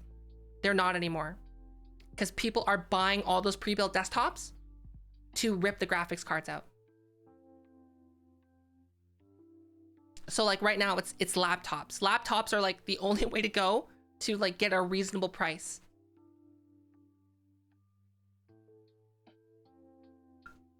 So like my recommendation is wait, buy a gaming laptop, or pay ridiculous prices. Because right now like CPU prices aren't too bad, especially if you go Intel, because like no one really wants Intel. Like, let's be honest. RAM is pretty much unaffected. Motherboards are unaffected. SSDs and hard drives are unaffected. Cases are unaffected. Power supplies are a little bit high in price right now. And yeah, graphics cards. So if you have an old graphics card, hold on to it. Because like I have our old, right now we have a old graphics card that was in our living room. It's a GTX 760. Right now on the used market, that graphics card is going for $200. $200 for a GTX 760. It's like, it's worth like 20 bucks. Hi, business.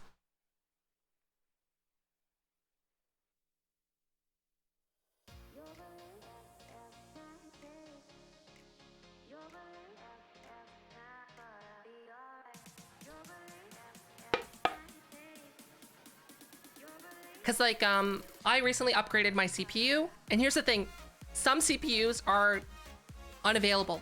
So like the AMD 5600X, you cannot get that for sale price right now. The normal price, it's like it's skyrocketed in price. It's the same price right now. 5800X last time I checked was the unaffected by price increases. So hence that's why I got a 5800X. Hi Mozilla, thanks for the sub.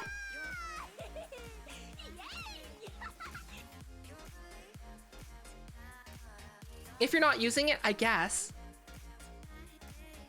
What song is playing right now?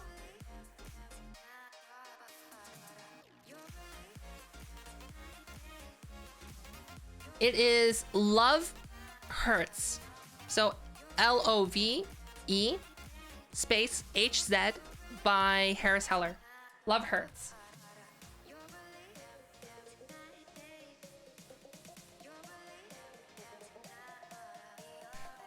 Okay, Tane, thanks again for the raid. And have a good night. Sleep well. It's really late for you. Holy smokes. If you don't know who Tane is a fellow streamer, a fellow VTuber, and they are a very talented artist. You should 100% check them out. You can see them right there. And thanks again for the raid, Tane. I hope you sleep well. Hi, cats.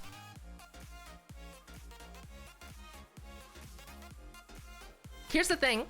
I'm holding on to it because I got a new processor. And so we had a spare motherboard. So we have a B450 motherboard. We have an extra power supply. We now have an extra 2600X, which is my old processor. And we have, the thing is like the only thing that's left to complete that computer was RAM. So like I bought some RAM, I stuck it in. We have a capable second computer now that has a GTX 760 in it.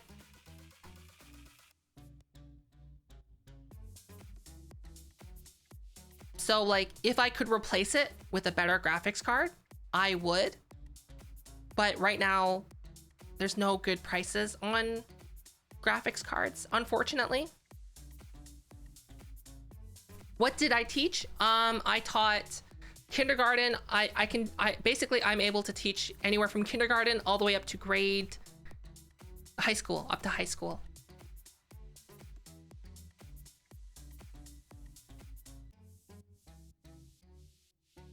I've been feeling the limits of my PC playing Modern Warfare with OBS and PC face turned on. Yes. Basically, yeah, that's basically it.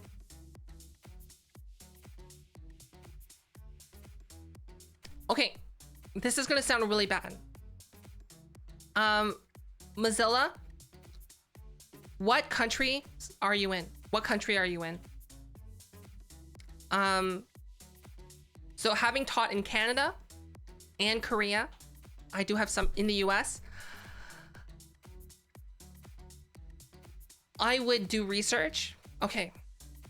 I love teaching. I love teaching.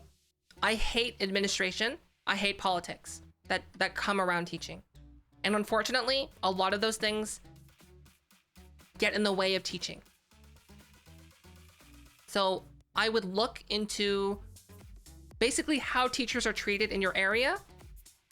And because like I know, for example, like in some states in the United States, teachers are essentially treated like glorified babysitters, and some of them need to get part-time jobs to even like have enough money to live because their salary is less than the poverty line.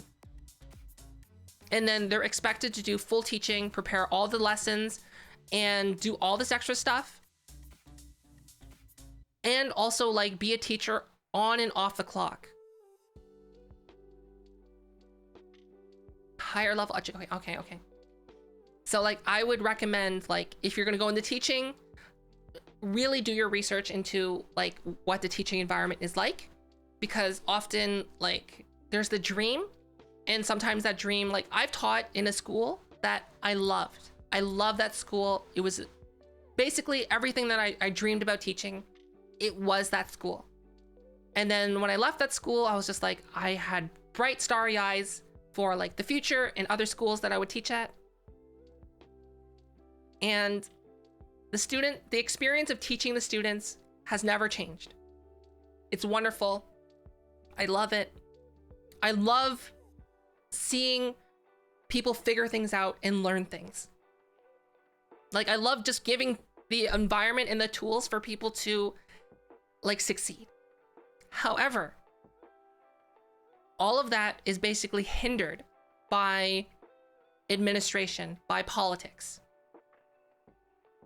Like imagine like you imagine like basically right now what the teaching environment is like this. Like you're a track star, you can run around the track really well, right? And that's what it's like teaching right now. It's like you're able to run around the track.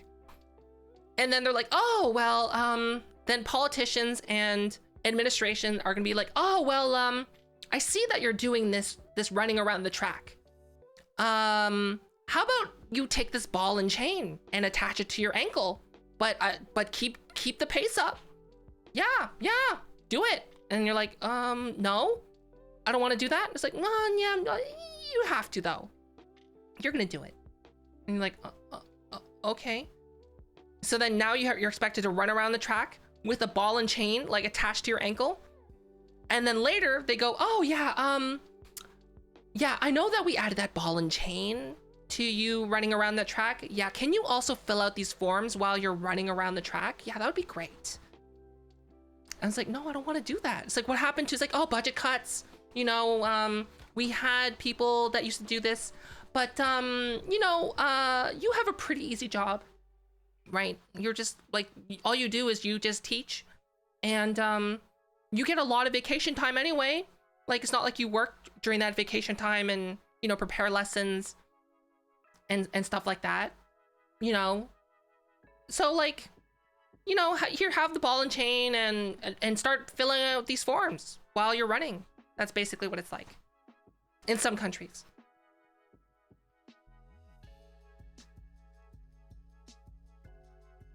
So that's what I would say.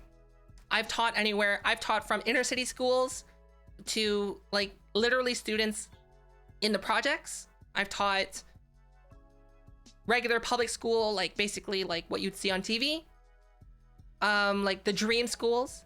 I've also taught at schools where there's like ritzy parents with like super ridiculous expectations, like here, like they're where they've learned like, oh, I have a problem, I'm gonna throw money at the problem, or I'm gonna be like, I have this much money, so therefore you should listen to me. Like, I've dealt with all of that. I've taught in many situations. I would say I have a very well-rounded view. And anyone who wants to go into teaching, I think it's a wonderful thing to go into, but please temper your expectations, because I know that a lot of the time there's like the dream. And here's the thing, is that I don't want you to turn into one of those people that hates teaching.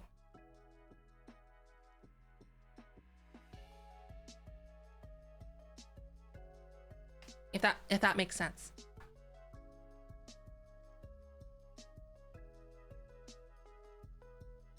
Basically, this is what it should be like. Classroom sizes should be small. Teachers should be allowed to have specializations. So like there should be like a music teacher. Like there doesn't need to be, but there should be specialized teachers. Basically, at the very minimum, there should always be English language learning support. And there should be, how do you say? I guess I'm just gonna call it learning support. So people who have different learning needs, a teacher that is trained in dealing with students with autism or any other learning disabilities. Like there's teachers that specialize in that. And there have been, basically in Canada, what happened is that one of the governments, one of the states / province, the governor / premier basically went, yeah, we don't need that. We don't need small class sizes. We don't need learning support. Let's cut that.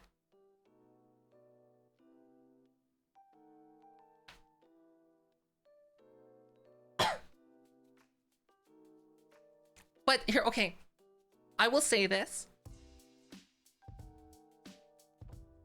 I do like some of the things that Korea does for their public schools. I will say that Korea has a great elementary school teaching system. Their middle school and high school system is atrocious. Atrocious. Elementary school in Korea is great. Middle school, high school is severely lacking.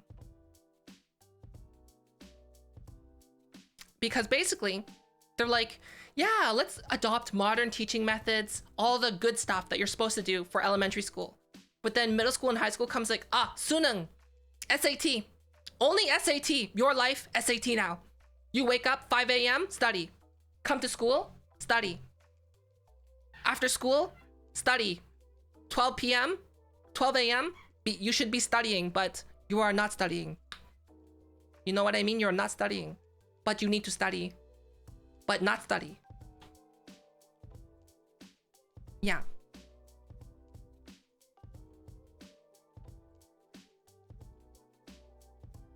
And here's the thing too, like if you live, okay, at Korean people that are in this chat who have grown up in Korea, who have been taught in Korea, if you have a special need, like for example, like you will get left behind.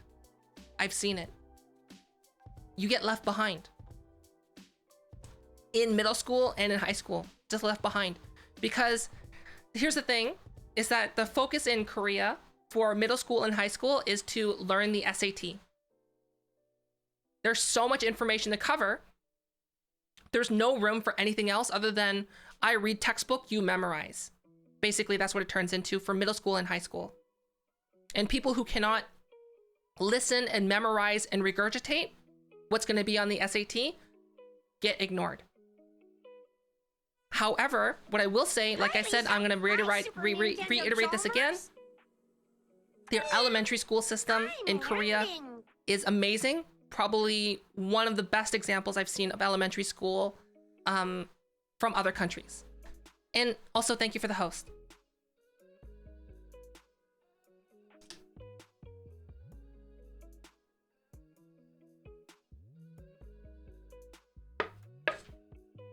Essentially, like, if you think about it this way, right? Standardized testing seems like a good idea, right? It seems like a good idea, but it's never done well. it never turns into a good idea. So what do you mean standardized testing? So like on paper, usually how Hi, standardized Lisa. Hi, Super testing. Nintendo Hi, Angelo. Chalmers. Thank you for the host. I'm learning. I'm gonna take my glove off to get my second coffee. I don't want to like ruin my gloves even more. Basically how standardized testing works is, it's like a way to test all the students to get their abilities, and then go like, oh well, we'll see it to gauge our students and to see what we need to teach them and where to allocate our budget. But then what happens is that then, you know, you would think, oh, more budget will go to students who aren't performing well. No, those schools get punished for having students that don't perform well. And you're like, oh, well, maybe that's the teacher's fault. No, it's a budget problem, because what happens is they give them less money. Because they're like, oh, well, we'll focus more money where things are more successful. Hi, Diva.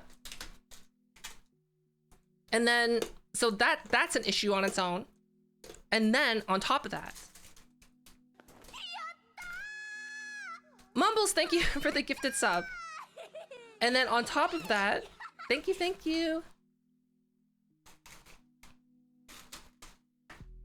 And on top of that too,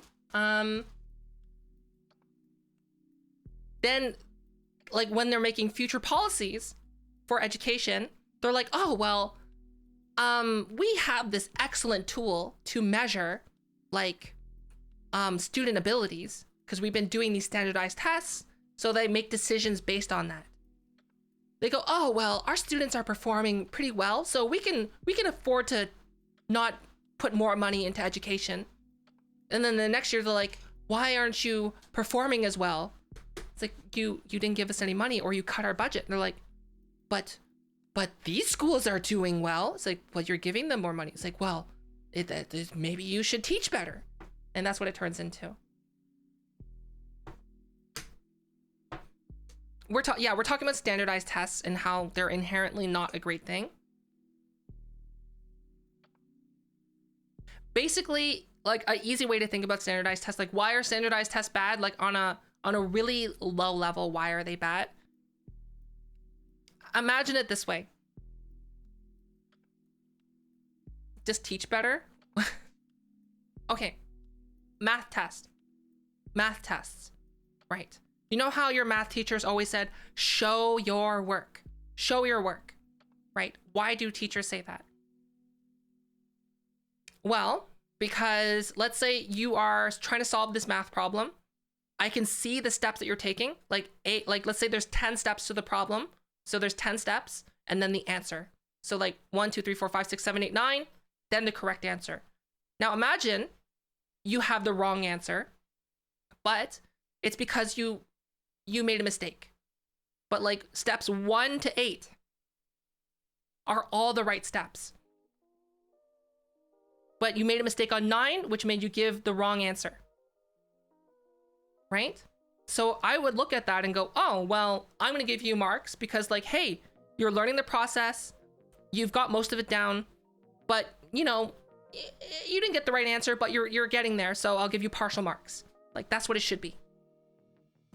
Do standardized tests take that into account? No. They go, oh, you got the wrong answer. Incorrect. Because like standardized tests are all about the correct answer and not the process. Hi, O'Day. So like imagine if all of your math tests were like correct answer only. I don't care how you get the answer. I'm not going to look at that. I only care about the correct answer. And that's the issue with standardized tests.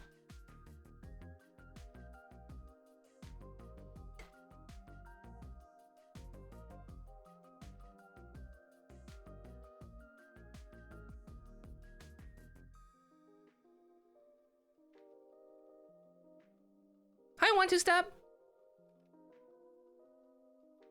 Oh no. Well, at least like motherboards aren't affected by the price gouging that's happening right now.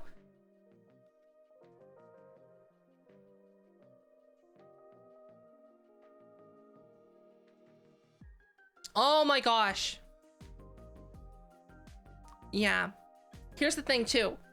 Do you need to go to university to be successful? No. No, you don't. There was a time where if you went to university, it basically made you stand out, right? Basically, there was a time where you could go to university, your tuition cost $2,000 a year, and since you had a university degree, you had this extra training that no one else had. And like that would make you stand out and more qualified for a job. However, everyone is going to university now. Having a university degree is a dime a dozen, right? So like having a university degree on your resume almost means nothing. Like if you think about it this way, right? Imagine you are looking to commission an artist to do artwork for you, right? What's gonna matter more? Someone who went to a prestigious art school and they like you look at their portfolio, they have nothing there, but they have, I went to the most prestigious art school in the world. Or someone who has a well fleshed out portfolio and example work of what they've done. Who are you gonna commission? You're gonna commission someone that has the portfolio because you can see what they've done. They're able to produce results and show the work that they've previously had. However, and that's the same thing with the job now, is like when people are looking for people for work, they're not looking for someone with a university. It's like, oh, you have a university degree in this field? Well, so what?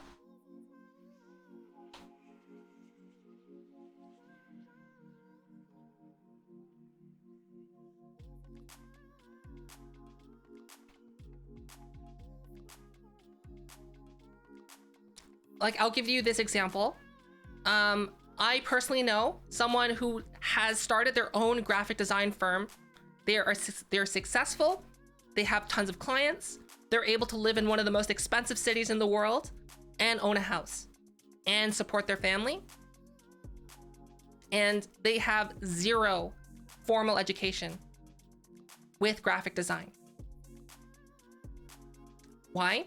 When all their friends went off to university and to college to study graphic design, instead, they hunkered down, they pounded the pavement, they worked hard, they taught themselves graphic design while doing other things.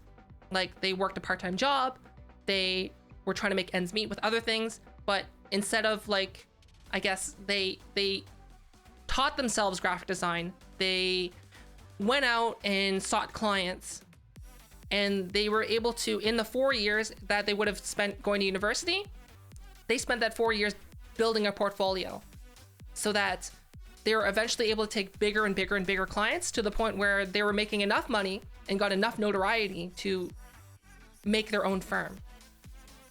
And like, that's what it comes down to. Like, when you go to university, it's not, I think people view university kind of like as I went to university, so I deserve this job.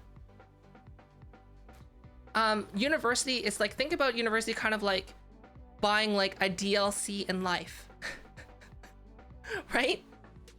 You're buying DLC, real IRL DLC. And it's just giving you tools to help you be better at something. However, like, you could go to university, receive those tools, and not know how to use them. Right?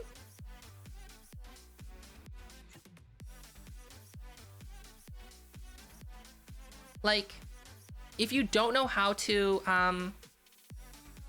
like you could go to, so let's use that same example. Imagine you go to university, you do graphic design, and all you do is you just do your homework, but you have zero hustle. Thank you for the 10 bits.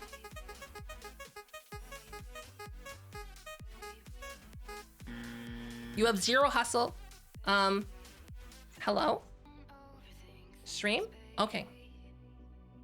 You have zero hustle, meaning that like all you do is you just do your homework. You don't even work on your portfolio. So all you do is you graduate with a piece of paper that's like worth how much you pay your tuition for. And then like you've done yourself a disservice. You have zero experience. You have nothing to show for all of your time. and you didn't take advantage of your resources. Right? Because like if you're just going to university to take a class, do your homework, and get a good grade, you should not be going to university. Like, it's not for you. And so like, what do I mean? You're going to university because 1, you want to get experience. 2, you should be using that time in university, that extra time that you have in university. Like, you know, that time that you don't have homework and like you finish studying. You should use that time to try and improve whatever you want to do, to research the field or job that you want to get into, to see if you can reach out to companies or other things to try and to get your foot in the door in that industry, to like start working on it. And think about it too, where are you? You're in university. You're taking a course with professors and people who specialize in that trade / field. You have access to those people. You can talk to them. You can ask them for advice. You can get mentoring. Draconis, okay, thank you. Thanks again. I hope you have a good sleep. So like, one of the professors, I don't really talk to my professors anymore, but like a few years after university, I have friendly email exchanges with my professors. When I was in university, I talked to my professors. And here's the thing. A lot of people would go to university and their professors have office hours, right? And those office hours are like, if you have any questions about anything related to the course, or like, let's say if you're in engineering, you can meet with the engineering prof to talk about like future stuff, right? Or opportunities. No one uses those office hours. No one. Because why? I don't know. I don't know why.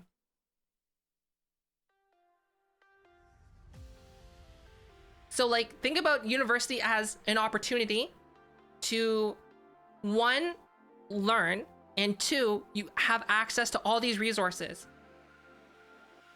It's like going to university is the equivalent of like being given a credit card where you're allowed to spend whatever you want. You go into a grocery store and then all you do is you just buy junk food and you don't like buy anything else.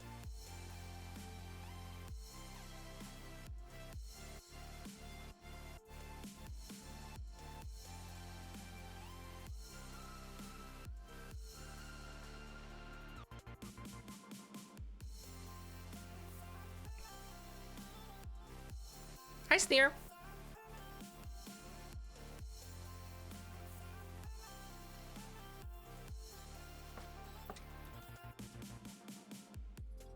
So I would say,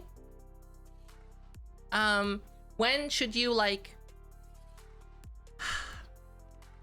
okay. When should you like start thinking about what you want to do in life? As someone, I guess, who remembers their high school experience, someone who is a teacher, you should start thinking about it in middle school, what you want to do. Should you lock into what you want to do? No, no. You can change. Like, the career that you choose in your life isn't locked in. Like, you can change. Like, let's say you could be an engineer. You don't like engineering and you want to go into something else, that's fine.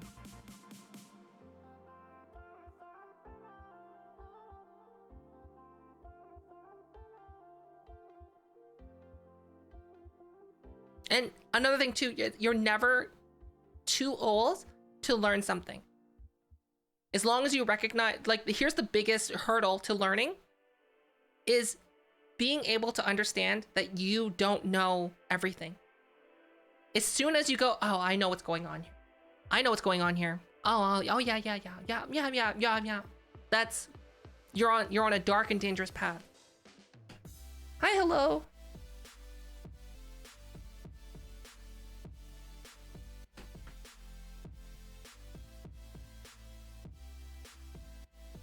Because, like, as a teacher, Do I know everything?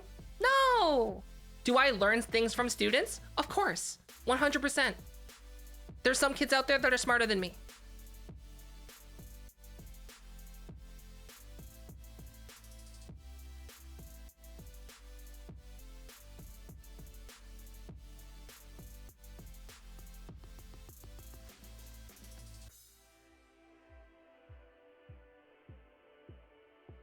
I was a teacher. I quit.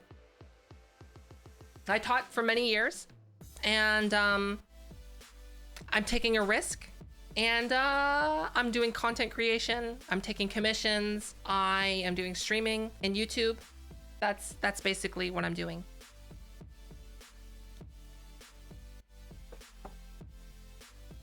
Hi, Zinc. And here's the thing.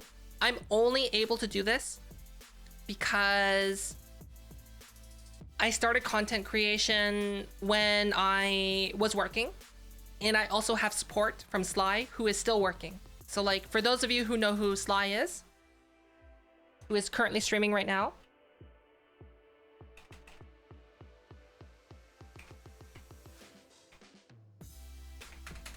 there you go. They're my IRL partner, and oh, that's not their current avatar. They are also a teacher, and they're working full-time and doing content creation on the side like I was doing before, and I left teaching. I would say like right now, in terms of finance, like I know like it's taboo to talk about your financials, right? I'm making enough to not be a burden, if that makes sense. That's like, I'm making enough to not be a burden. Because like, basically, if I ended up being a burden financially, I would probably have to get a job again. I don't want to go back into teaching though. I'm done with teaching because there's just too much administration I don't want to deal with. And Zinc, thanks for the 100 bits.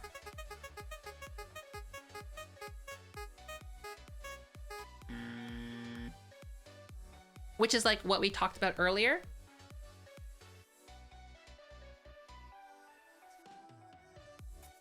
Like, I think, can anyone do content creation?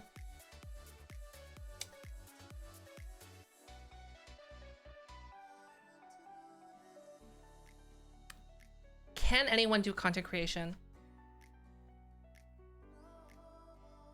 What's the best way to like explain this?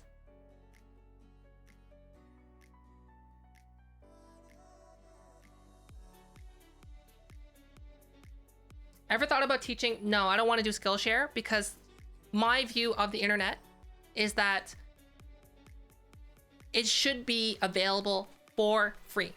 I've learned so much from YouTube. And I'll help them as much as I can.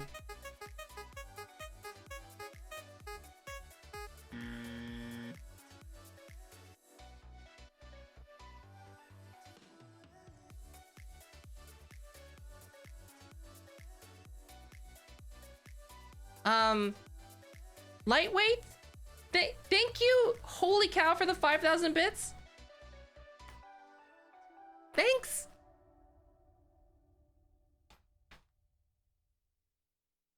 Different rooms.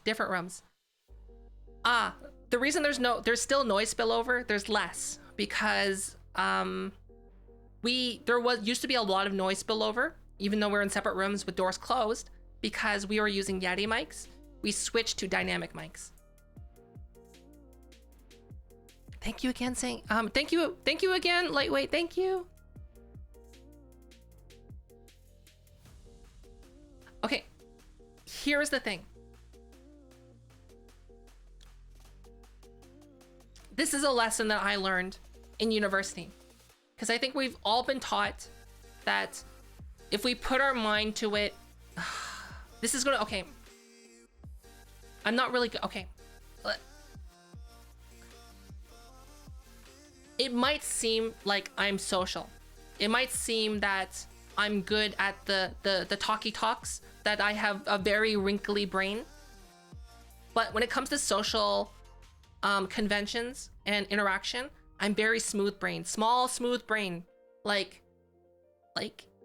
my brain like becomes smooth when I have to do social things. Okay?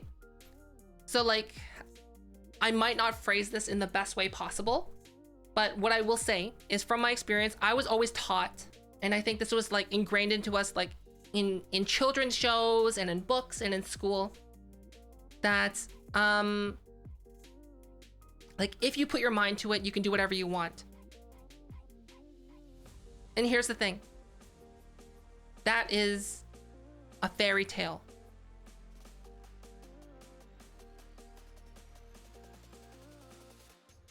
So I'm gonna pull an example from, for example, I'm gonna pull a example.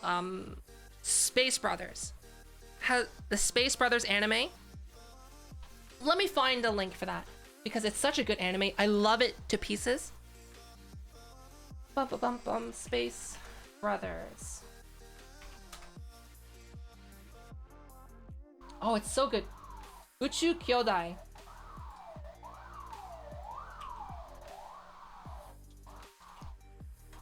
There you go.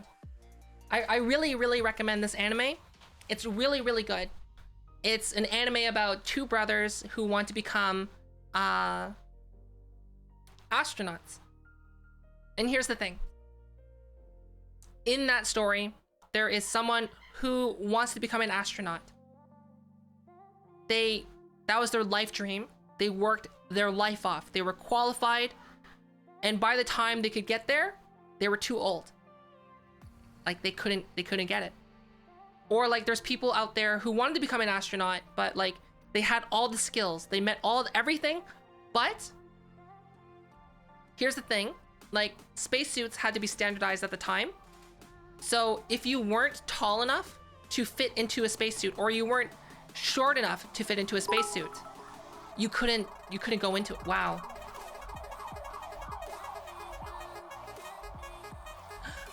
Oh, Zinc, thank you for the 200 bits. And the problem is that like a lot of times you miss, life isn't fucking fair. It's not a fucking fair world out there, and it fucking sucks. So like there's someone out there who had all the credentials to be an astronaut, but they were too short. So they can never become an astronaut because of that one thing. So like, that's like the thing, like you can't, no matter how hard you work, you might not be able to do what you want to do. However, in Space Brothers, what happened? That person went, you know what? If I can't make my dream come true, I'm going to make my dream come true for other people. So they dedicated their lives to developing a modular spacesuit so that people of all sizes can fit into the spacesuit, that it can be one single manufactured spacesuit, that if you're tall or you're small or you're average size, you can fit into it, so that people that come after him who, sorry, I'm getting like a little emotional, that people who come after him who travel down that same path will have the opportunity to become an astronaut. They won't have that barrier of height. So it's like, it's all about recognizing that your limitations and what you can or can't do, and then how can you make the best of it.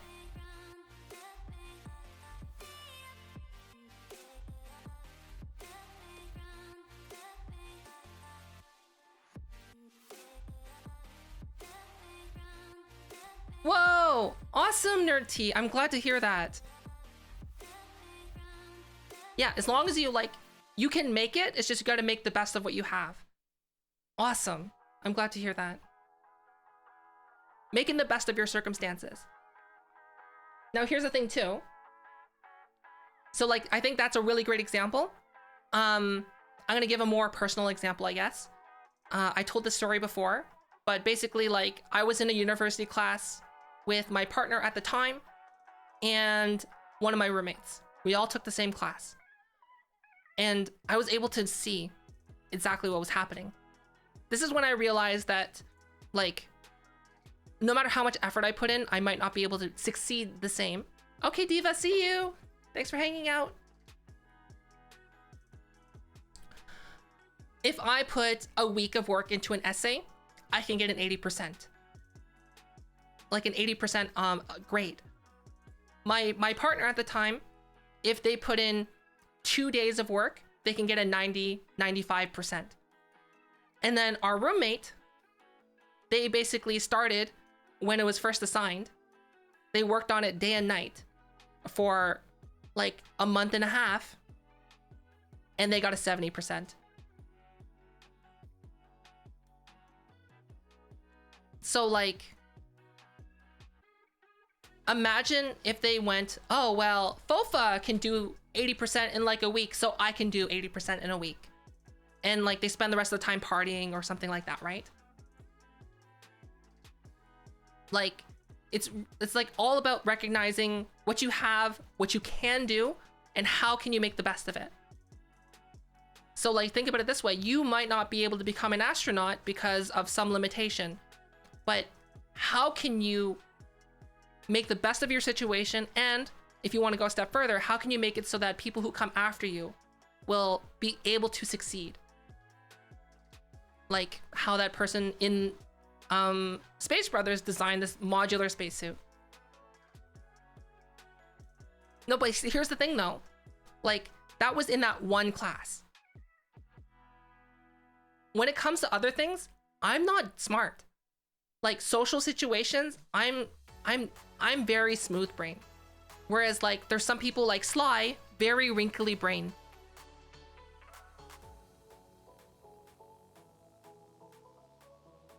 Like, for example, like Sly just understands social situations. They're very socially intelligent. They understand people on an emotional level, on an intelligent level. They know how to say things that like, basically like, if I say like, oh, I think that looks like, oh, okay, here's a perfect example, right? Like, how does this look? How does this taste? Like if I go to someone's house, like I used to be like, how does this taste? I would just tell them exactly. I'm like, oh, it tastes bad. Right? But you're not supposed to do that. Whereas like what you're supposed to do is like, you don't tell them it tastes bad, but you have to be honest with them. But how can, you don't want to lie to them and be like, it tastes good. But like, how do you tell them that it tastes bad, but in a nice way?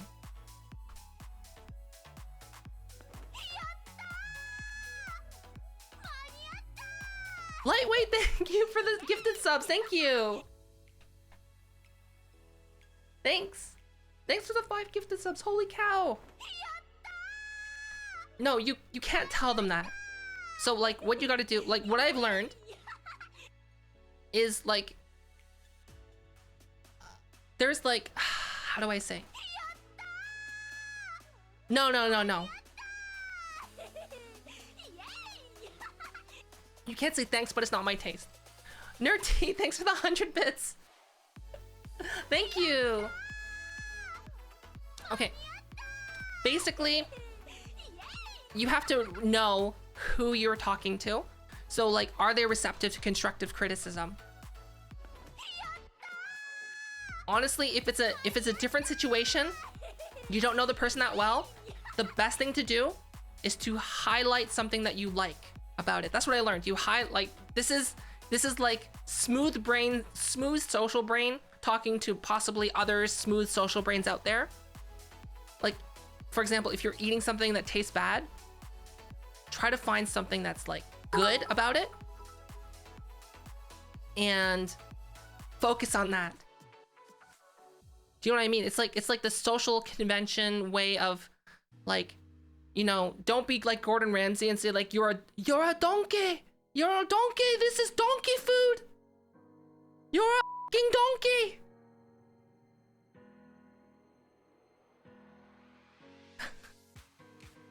You say Welcome to Costco. welcome. I love you. Okay, Lightweight, have a good sleep. Thanks again. So like for example, like you could talk about, just find one positive thing to talk about and just be like, I really like the, I don't know. I can't like think of a good example. But like, do you know what I mean? It's like you're finding like you're trying to find the diamond in the rough, and then you're like, I really like this. What if it's true? I mean, like, if it's hot garbage,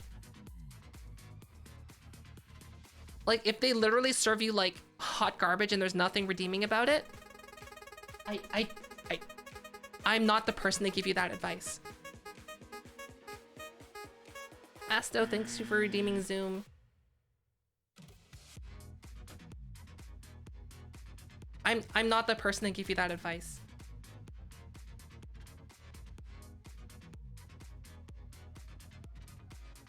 I really like the texture.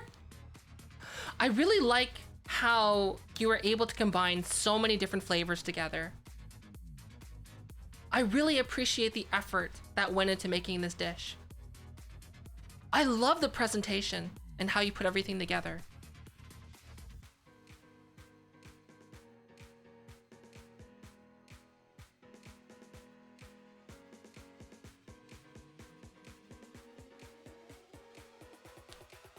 I really think you made a lot of interesting combinations that highlighted the dish.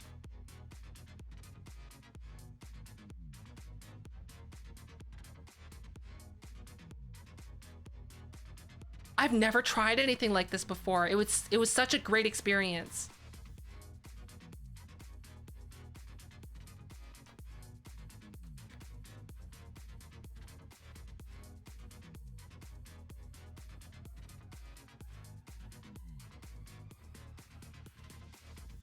I love that you tried. Hey, that's better, that's better.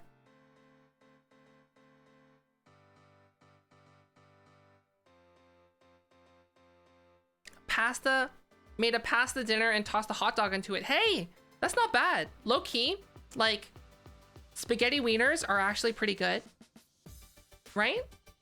So basically what you do is you get pasta, right? You get pasta, you chop up hot dogs, and then you get the hard pasta and then you stick it into the hot dogs. And then you you tie like into little like discs, like pucks, and then you stick the pasta through the pucks, and then you boil it, and then you get like spaghetti hot dogs. That's actually pretty good, right? Right? Hi, Raiden. It's good. I can appreciate like not fine dining. I can appreciate fine dining to like let's get the ramen. Hey there, folks. Let's get the ramen and hot dogs and spam.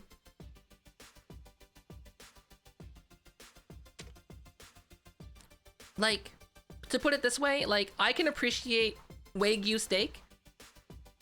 Like Wagyu beef. I've had Wagyu before. And like I appreciate it. It's amazing. It tastes great, but at the same time, like fried spam, low key, pretty good. Like fried spam is not bad. It's not good for you, but like fried spam, like sliced fried spam with scrambled eggs is like it's not bad. Like it's not fine dining. It's not getting Wagyu steak that like you bite into the steak, it melts into your mouth, and it's like nothing but pure umami and delicious meat taste. But like, it's still good.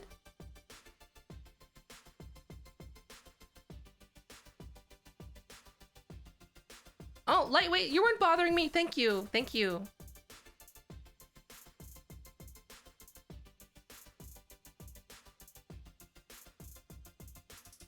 Yeah, like,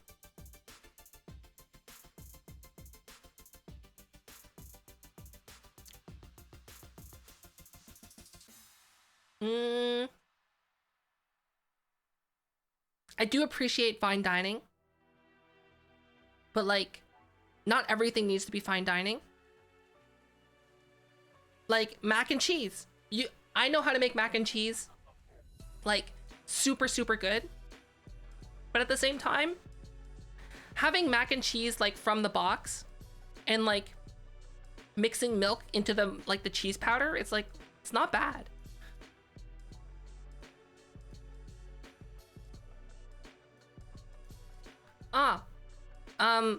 Here's the thing, like Korea and Hawaii both have like a lot of dishes which involve spam because like of the history of those countries. And like what I'll tell you is that like bulejjigae, which is like if you think about like the ingredients that go in there, it's like it's basically like MRM stew, which is mechanically recovered meat stew. So there's like hot dogs, there's sausages, there's spam, there's like a little bit of like of pork belly in there. Oh, it's so good though. It's so good. Robo and hello. And paper bag, see you. Thanks for hanging out.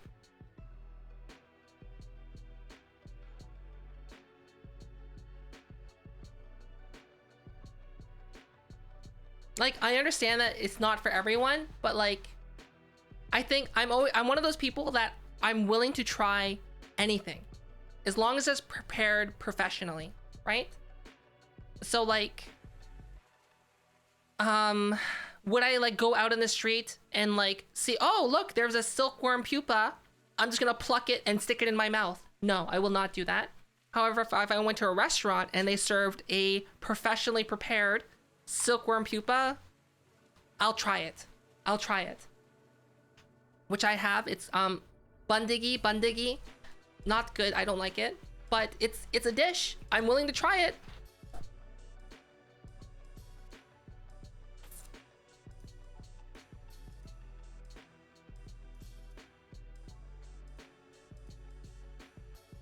Or what is it? Hongo? Right? Hongo? Fermented skatefish. Skatefish that's fermented in its own urine. And it tastes like what, you know, like when you walk past the salon and people are getting a perm in their hair, they're getting the curls put in. You know that smell? That's what it tastes like. It tastes like that smell.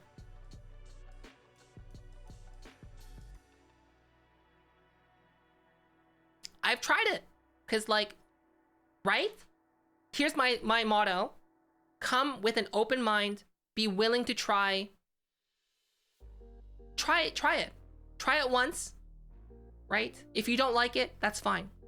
But here's my thing. If it's like a cultural dish, right? You should come with an open mind. Try it once. You are free to not like it, but you should try it. Right? As long as it's not like breaking any Geneva Conventions or it's not morally apprehensible, sure, why not? Exactly. Like, there's people that I know is like, oh, I don't like this because it looks disgusting. And it's like, have you tried this before? They're like, yeah, of course I love that. It's like, you know it has that in it. What?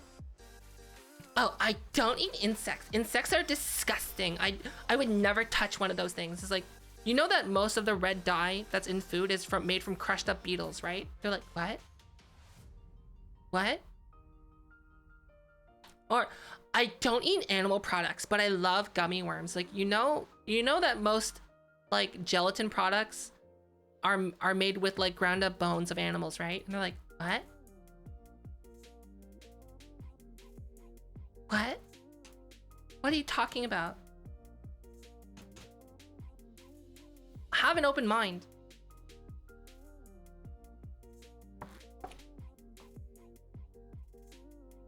Like, be willing to try new foods.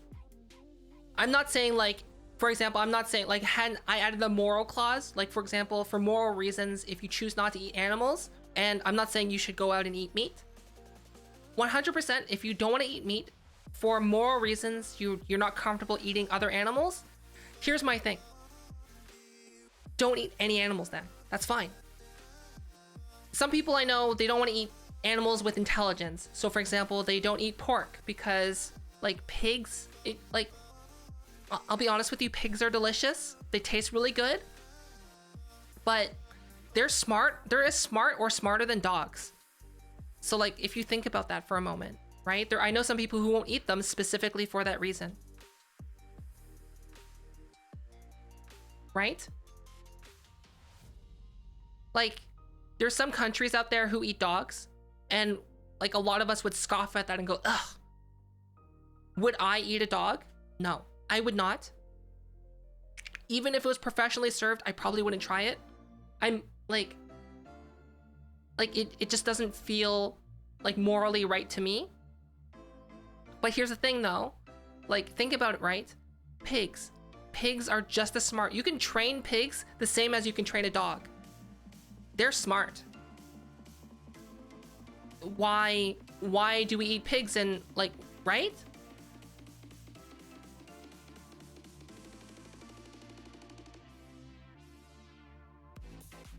Yeah, pigs are super smart. And like, you can train a pig to do all the same things a dog can do. Yeah, it's a cultural thing. So like, I'm not gonna tell a vegetarian to like, you know, buck up and eat some meat, right? It's like, it's their choice. But like, at the same time, like, I know some vegans who eat like, they're like, oh, I'm a vegan. I don't eat meat because I'm for the planet. And I'm like, okay, then why are you eating gelatin? Why are you drinking milk? Why are you eating things that are made with animal byproducts? Oh, well, I don't like to think about those things, so I don't have to worry about it. What? What? Are you serious with me right now? Like, in my eyes, if, like, I don't know, is this bad? This is a failing in my part, I guess. If you're gonna be a vegan and you're going to invoke your veganism on other people, you damn well better be a vegan proper. If you're a vegan and it's like your choice thing, you're not like going to like, okay, the person that I'm talking about, we were at a group gathering and we went to, like, vegan places are really hard to find in South Korea. And basically they spent the entire time with their arms crossed. They're like, I can't believe it. How can you eat those things? How dare you? And they're sitting there eating rice. And I'm just like, why would you come out to dinner with us if you knew where we were going? We're going to a meat place. Why did you come? Did you come just to judge us? Right? However, like, if they're just like, if the scenario was they came, they didn't know where they're going, or they're just coming to be social, and they're just like, oh, why aren't you eating? It's like, oh, I don't really eat meat. I'm like, oh, okay. Like, that's fine with me. I'm fine with that. But as soon as they start judging other people and imposing their beliefs on other people, that's where I have the issue.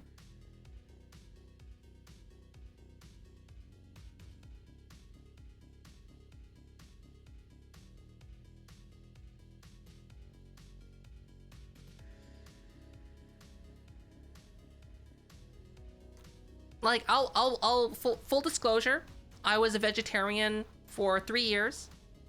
I was a vegan for almost a year. And so like I know what it's like. I know the difficulties behind it. And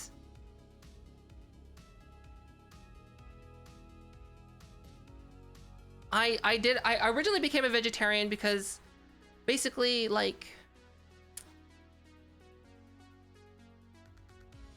I wanted to be more healthy.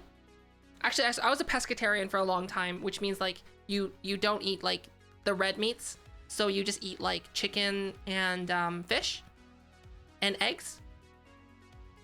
And I did that for a while, and then I became a vegetarian because like it just felt right at the time, I guess. I don't know why I did it.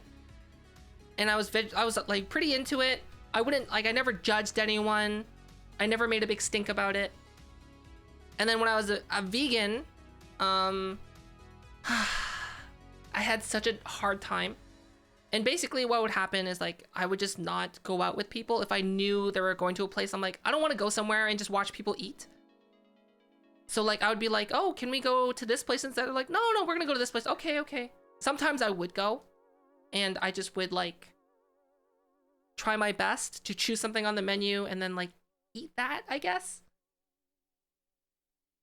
But it became really difficult, and the story, like, don't take my story.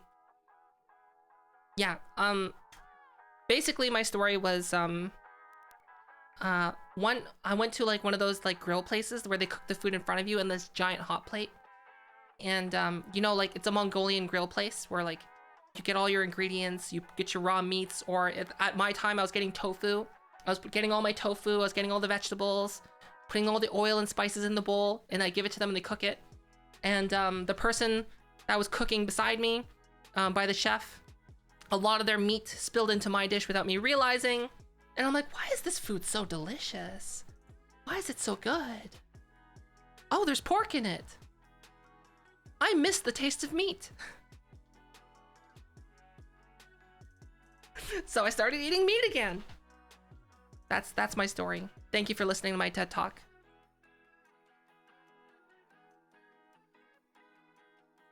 Because, like, I wasn't a vegan for moral reasons. So, like, I didn't have an issue with it. And, like, I would imagine, like, if I had, like, a moral obligation to it, like, I just probably would have, like, stopped eating it and then went and got a new dish. Because it was one of those, like, all-you-can-eat places, right?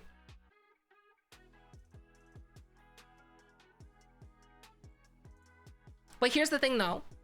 As Pastel's saying, whenever I buy meat, I make sure that most of the time I try to do my due diligence. So like buying meat in Korea and buying meat in Canada is fairly easy to buy meat that has been treated well. Think about it this way: happy cow, happy meat, right? Why is Wagyu beef so good? Those cows are treated like royalty. And when animals become stressed, like if you think about it this way, a stressed animal, they release hormones, and like when your body's in stress, right? Like it's releasing all this stuff like into the muscles and into the meat. That makes it not taste good, right? So if you think about like the conditions of factory farm, I try my best to not buy factory farm meat. You can taste the sadness, correct?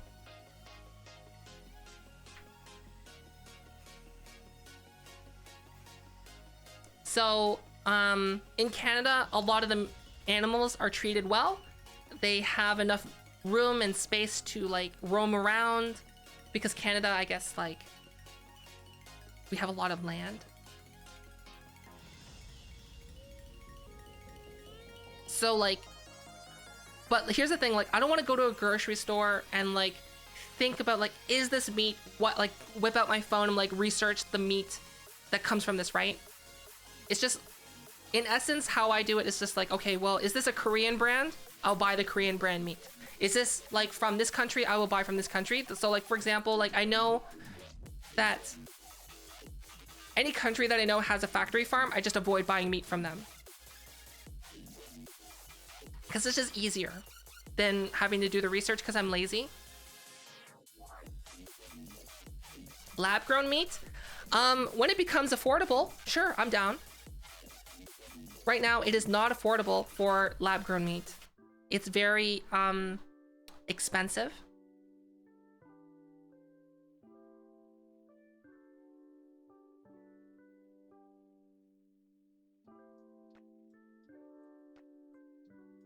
It's true. However, how much does it cost? Here's the thing. Here's the thing. Here's the thing. The future is Star Trek.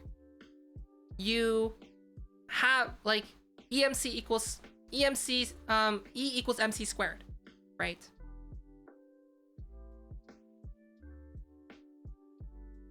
You can turn energy into mass. You can turn, it's possible, mathematically it's possible to turn electricity into anything you want. You can just literally convert electricity into like a Wagyu steak if you wanted to. To do that though, it's extremely inefficient right now. We haven't figured it out. It takes a long time. But, like, I imagine there is going to be a future where literally you're going to have a little box and it's plugged into an outlet. And then you just like, oh, I want this, press the button. It materializes in front of you.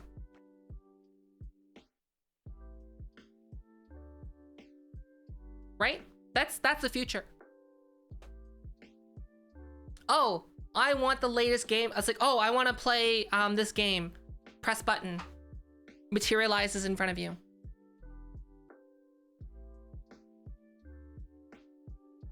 Oh, I want this. Okay. It's like, oh, I want to start streaming and I need a fancy computer and a microphone and whatever, graphics card. Press button. Materializes in front of you.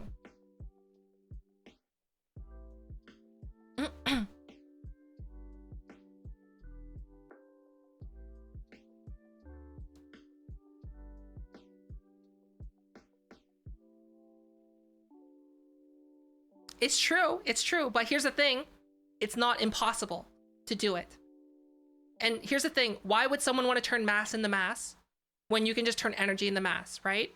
If we are able to come up with an efficient energy source, an efficient way to do that, or if we come up with a way to basically generate infinite energy, or like infinite energy, like meaning that like it's energy that's like so incomprehensible in terms of the output that like, why would we need to be efficient with it? Right?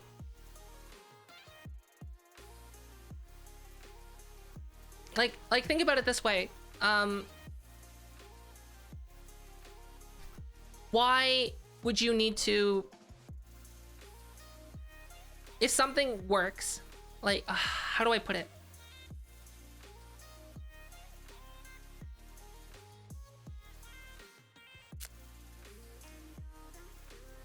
Right now, like, if we wanted to, like, let's say, like, make a steak appear from pure energy, like convert pure energy into a steak, right?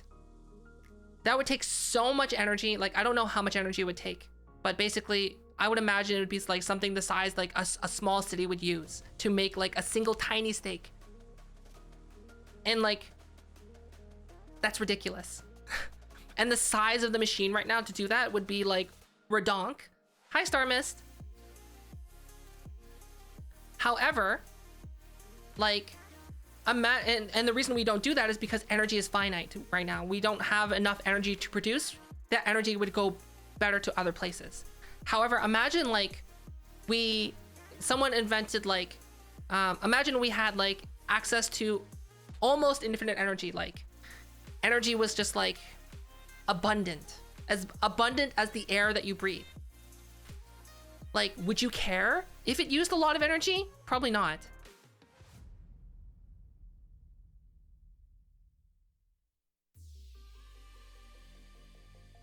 Yeah, a Dyson sphere. So like, right now, humanity has the ability to start making a Dyson swarm, and not a Dyson sphere, a Dyson swarm. We have the technology to do it. We just don't have the cooperation to do it. That's the problem. The problem is us, not the technology. Like, we have, like, if basically right now, if a dictator of the world appeared, and they're like, I am the new world dictator, and I proclaim that we will dedicate all of our resources to making a Dyson swarm around the sun. This is my declaration. All those who oppose me shall be vanquished to...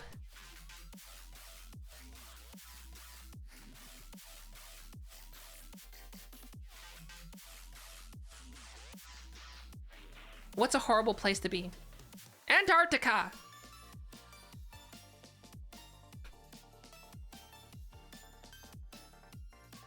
And then all of humanity right now, if we put all of our efforts in, basically we could make a fabrication facility in space to start manufacturing a Dyson swarm. We start sending like small bit by bit Dyson swarm like devices to the sun to start orbiting the sun, to start harnessing the energy, and eventually we'll make enough energy so that it would become self-sufficient and self-managing of resources from like asteroid mining, blah blah blah blah blah. And then like eventually it'll be like self-sustaining, and then we'll have extra energy which we can send back to us.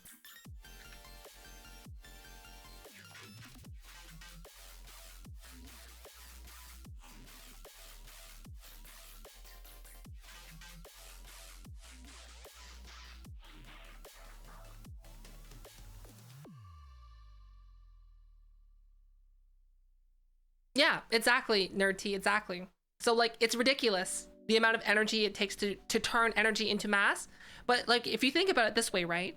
You think about that bomb, that like think about TNT in terms of how much energy it is versus like a hamburger. Right? Like we can make much more efficient form. Like if you have a butt ton of energy, it doesn't matter how much you use.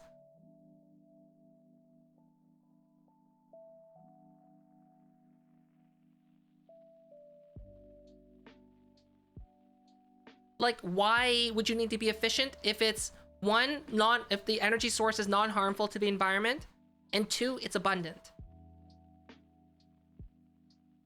Hi, trader.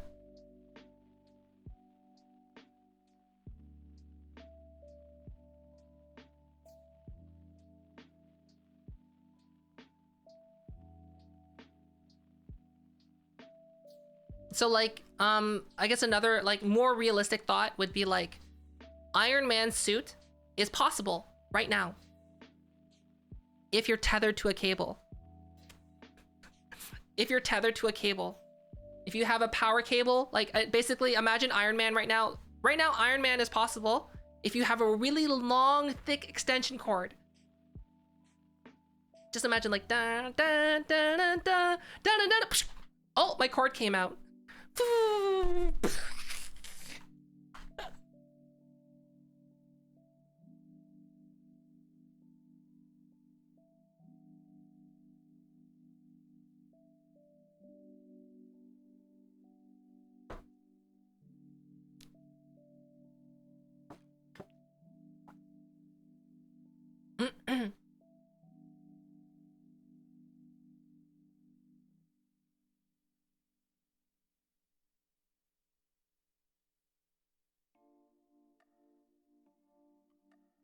So far everything's going well. It's nice just chatting, hanging out. I would say like, yeah, we're talking about things that like, I know a lot of things on a surface level. I can talk about things on a surface level. Do I know a lot about like fusion energy? No. Like I know like basically like I know what the Google tells me. I watch the Neil deGrasse Tyson on YouTube Discovery channel. I'm knowledgeable. I have wrinkly brain. Smooth brain. I have a wrinkly brain. I got my smooth brain, and then I got my Sharpie marker, and I drew wrinkles on it. I'm so wrinkly brain now. DIY wrinkle brain.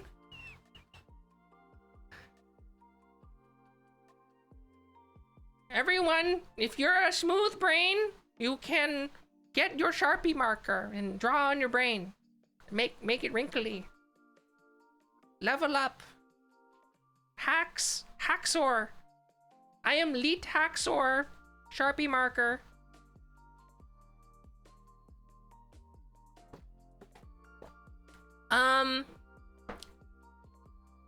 I was a homeroom teacher. I've always been a homeroom teacher. I never specialized. Serial killer video?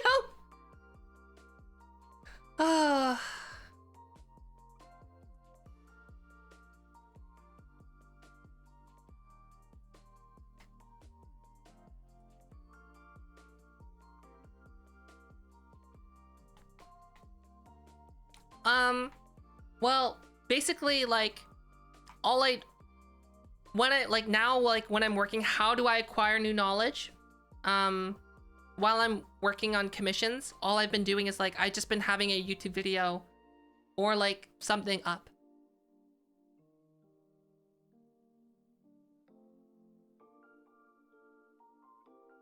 That's it. Honestly, I don't know how we got here. Whoa, a corn fiend. Thank you for the gifted sub. Yay!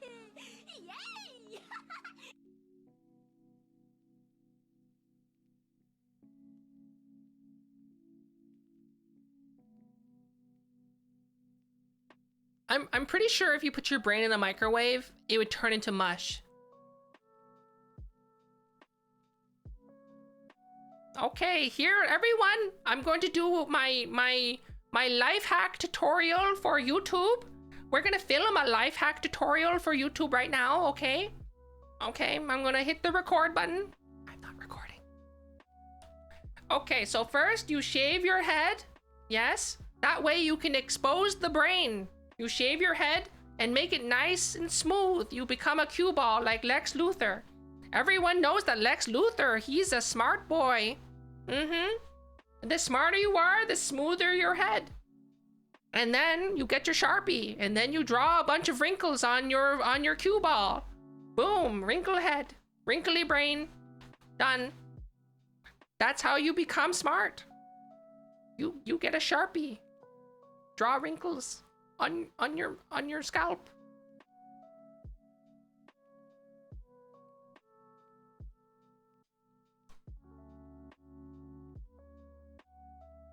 Step drawing a true mustache.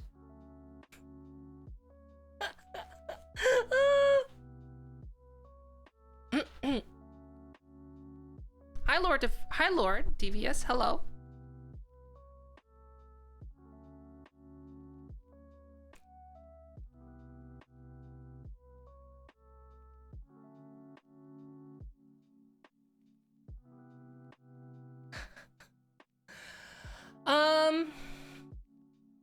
I don't know, like a lot of people think of our brains, I guess, as like a solid object. However, like our brain is more like of a consistency of like hard jello. Cause like if you've ever seen like a brain out of a skull, cause like I have, and you put it on a plate, basically it just like it's goo. That's why they say wearing a helmet is very important. Always wear a helmet. People who don't wear a helmet while you're on a bike or a motorcycle or skateboarding, you're dumb. Please don't. Your brain is like the most important thing, and it's so fragile. Basically, think about it this way. Your brain is like jello, like suspended in water in like a metal ball. Right? You can hit your head, and then what happens is that your little jello brain will like slam into your skull. So for example, when I was in a car accident, I was scooting across the street, and then a big van came and struck me, and I flew like, I don't know, a couple meters, struck my head. My mushy brain hit the inside of my skull, the front and the back.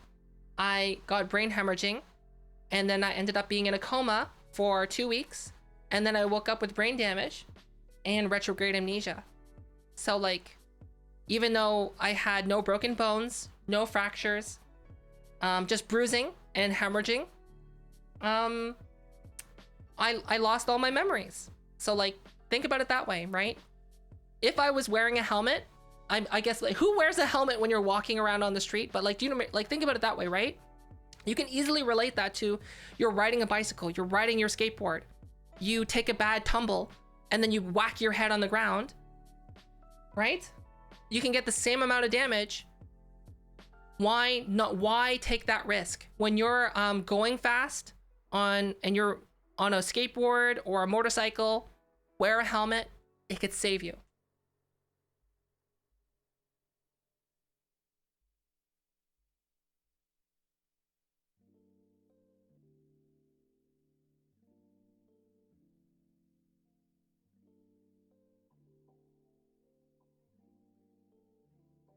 But like, here's the thing, like, if you're gonna argue a helmet can only do so much, like, what are you trying to argue, right? Wearing a helmet is better than no helmet. Wear a helmet. If someone's gonna make fun of you for wearing a helmet, oh, you look so stupid with that helmet on, like, you should stop talking to that person.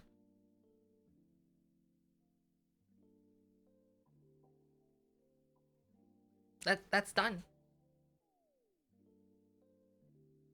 Like, who cares? Who cares? Like, yes, you might look like a dork wearing a helmet, but you're gonna be a safe dork, and you're gonna be a dork without brain damage, or less brain damage. Wear a helmet. People in football, the American football, where they toss the pig skin around. Yes, sports. I know sports.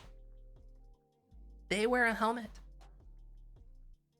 Race car drivers, they wear a helmet. If you go to motocross, they're wearing a helmet. What would you rather be? Would you rather look dumb or have or be dead? That's your question. Would you rather be dead or would you rather look dumb? I'd rather look dumb and live than be dead and, dead. Wear a helmet.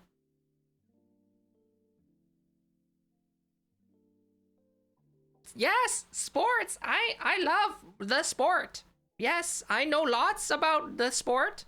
There's the two teams that score points and they play the game and they do things that we enjoy to watch on the television.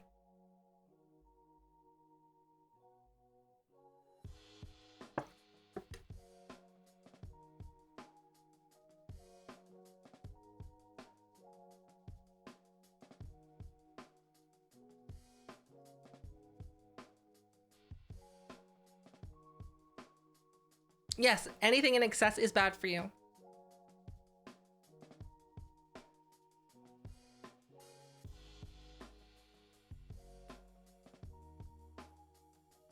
And here's a pro tip. Okay, here's actually something super, super important that not a lot of people know about. If you're wearing a helmet and you take a hit with the helmet and it saves your life, if the helmet looks good still, it is not good. You need to get a new helmet. Anytime your helmet takes damage, it is no longer rated to be safe. You need to get a new helmet. So like, for example, if you are riding your bike, you take a bad fall, the helmet absorbs an impact and you go, wow, that would have been really bad if I wasn't wearing a helmet, but your helmet looks fine. You need to get a new helmet. Helmets are only good for like a one-time. Basically, think about it, right? Your helmets are like your extra life, right? Like it's good for one life save, and you need to get a new one.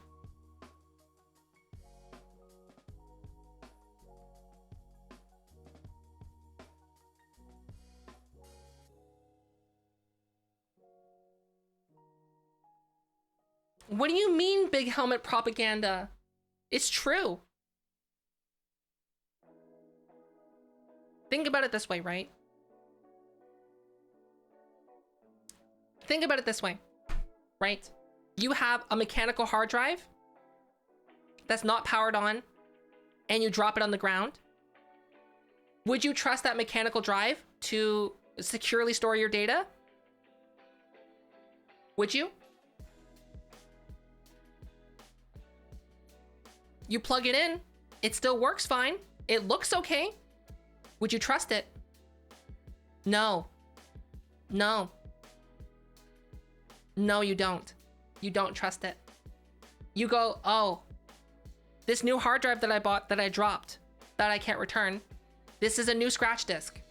This is my scratch disk now. You anything that's mission critical, you cannot trust that drive anymore.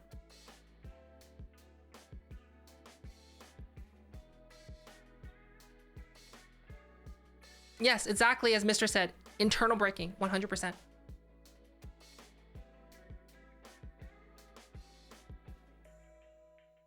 Because like, for example, like the helmet, so the hard drive example, right?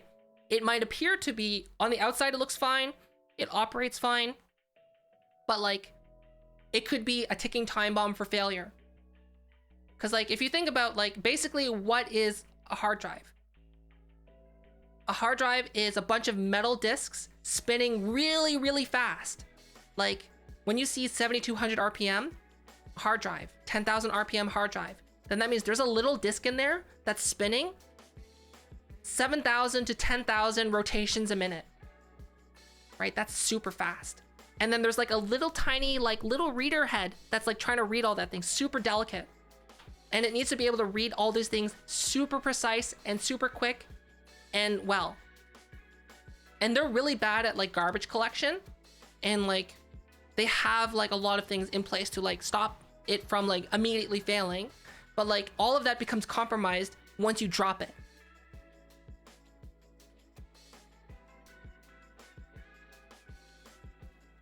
So like, think of it that way. If you wouldn't trust a hard drive after you drop it, once your helmet takes a hit, you cannot trust it to take another hit.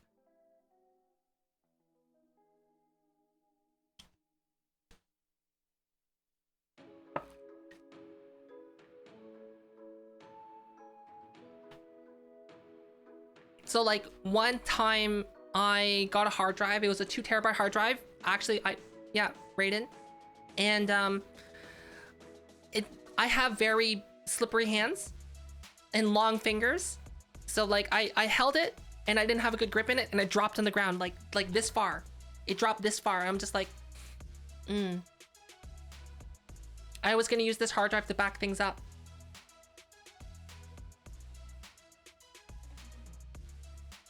I was. I see.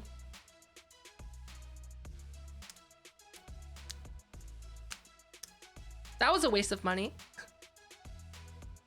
I plugged it in, it still worked. So I used it for a long time as a scratch drive.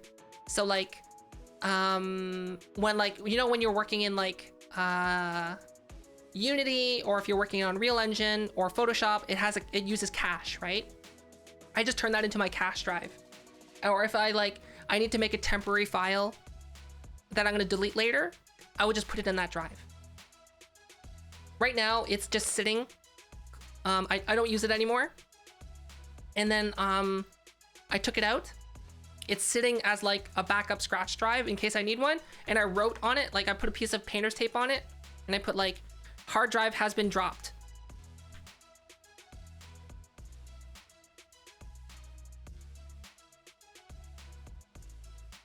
But here's the thing though, SSDs. SSDs are great. You can drop them, they're fine. You don't need to worry about vibration dampening. Literally, you can get an SSD, you can stick some Velcro on it and like stick it inside your case and it's good. It's good to go. I love SSDs for that. So like right now, how much space do I have of solid state storage? I have 1.5 gigs of SSD storage, and then I have 8 terabytes of mechanical storage.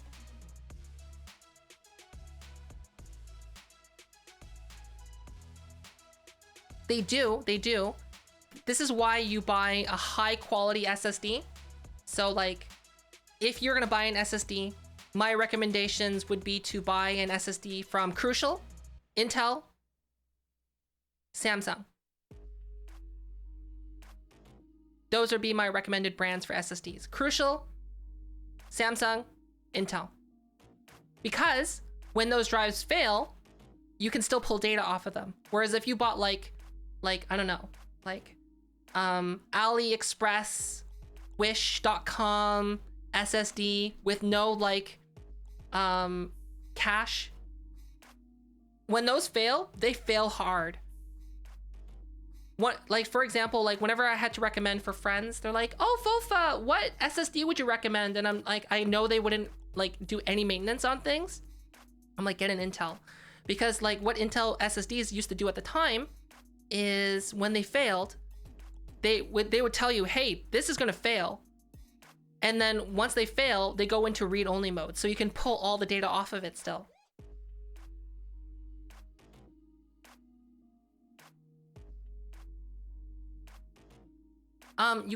You cannot use an USB as an SSD. No. Do not use a USB drive as no.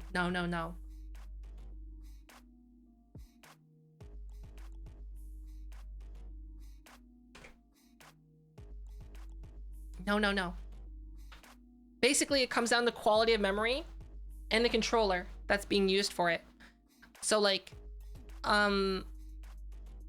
most USB drives are not designed to do that kind of workload. So basically it's kind of like, you know, using a USB drive, like a USB stick as like your boot drive is like the equivalent of like, instead of like, oh, I don't need to weld these two pieces of metal together, I have duct tape. I will use this duct tape to hold this crane and building together. Yes. More duct tape, that's the solution. No. When it comes down to things that are mission critical, aka your computer, like USB drives are good for portable, temporary storage. If you have like one of those big USB hard drives, if they have a physical mechanical drive in them, that's a different story. But like those little tiny USB flash disks, those are portable, temporary storage.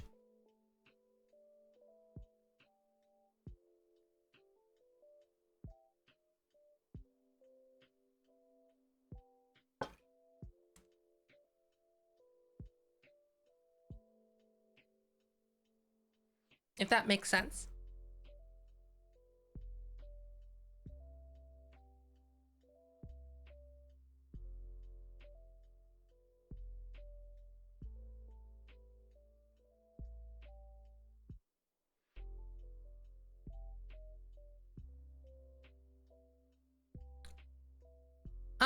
Like, okay, here's the thing.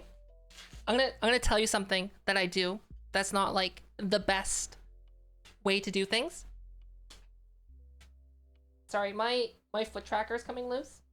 I'm just fixing that right now. Okay, so here's the thing.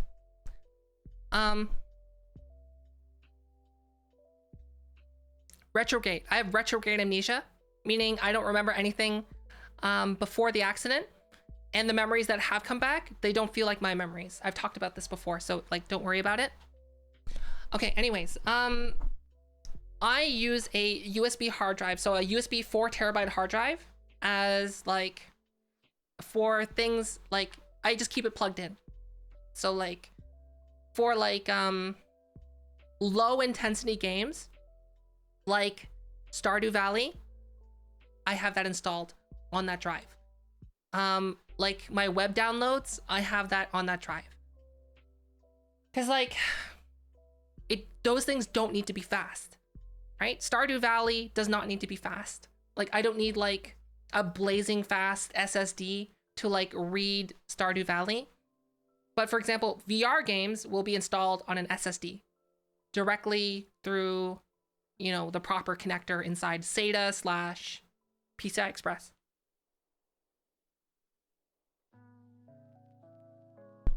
The other 4 terabyte drive that I have is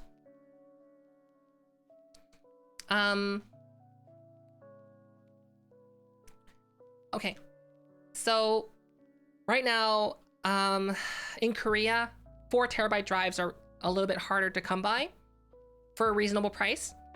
So what I did was I bought a 4 terabyte USB drive from Seagate and I shucked it, meaning I opened it up, I took it out, and then I plugged it in to the SATA ports. Like, voids your warranty, but it works. It's an internal drive now. And I just use it for storage.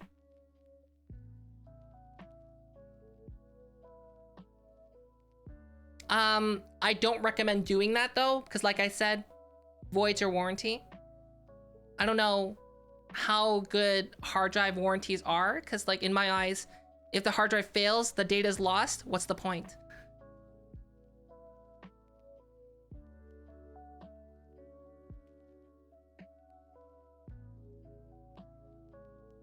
Like, the damage is already done. No matter, like, getting a new hard drive as a replacement is not going to solve the problem. Like, I've already lost the data. But like, okay, so for example, like games that need to be installed onto SSDs. Cyberpunk. Before all of you go, oh, Cyberpunk meme. Cyberpunk on PC was a much better experience if you had a computer capable of running Cyberpunk than on console. Hi, Games TV.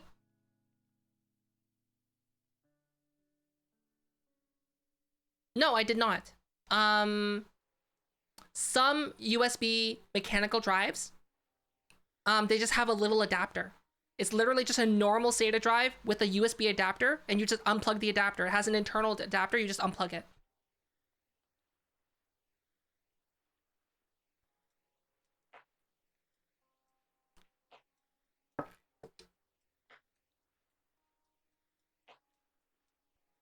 So like Cyberpunk. So like putting that aside, Cyberpunk on a PC that is capable of running it will run well. Hello. Hi.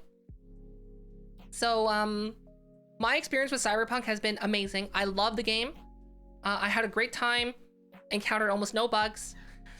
And what I did notice is that it uses a lot of disk reading, especially when you're in the city and busy environments.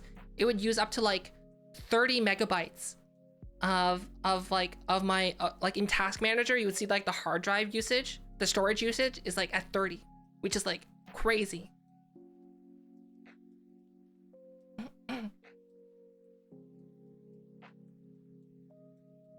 I no longer have a scratch drive. I don't use one anymore. And also your processor matters a lot as well with Cyberpunk, I found. So like I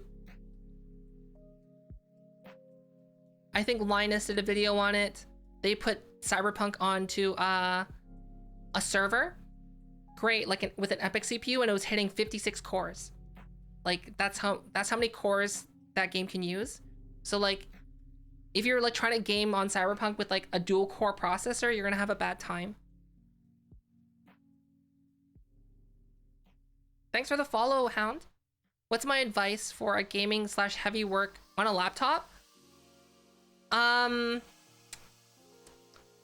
for something with a Ryzen CPU and something with a dedicated graphics card, and make sure that it's something that you can upgrade the RAM and the storage on. That would be my recommendation. So Ryzen processor and dedicated graphics. The graphics depends on what you're going to be working on.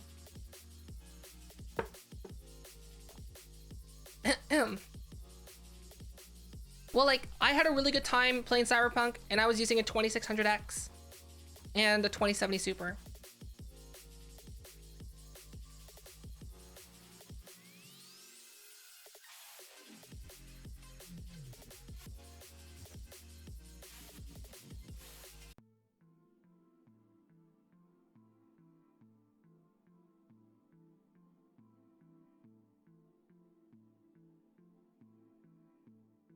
And anyone out there who has recently bought, like, I feel so relieved I bought a graphics card when I did. Because, like, for the longest time, I was going to hold on to that RX 480 that I had. Thinking, like, oh, like, I can't justify the cost, but like now, in hindsight, I'm really glad that I upgraded to a 2070 Super when I did, because I bought one for $500, brand new. And like now, like, who would have thought that graphics cards would be so impossible to buy right now?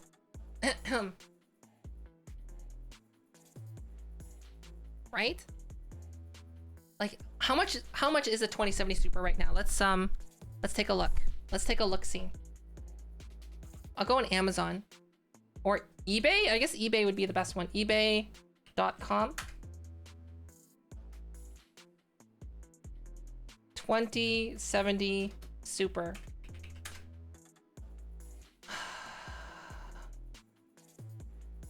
Wow.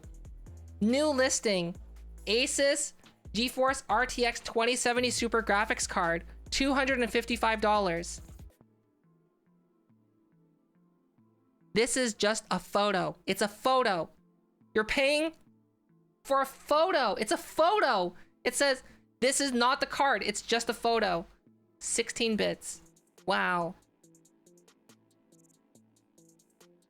Wow.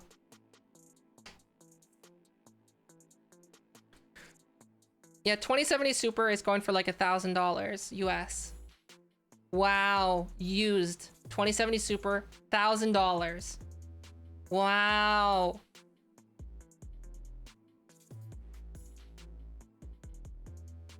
Oh, when I said $500, that was Canadian. So that's like, I spent like $4.99 US on it, I guess, would be the equivalent. That's like how much I spent on it.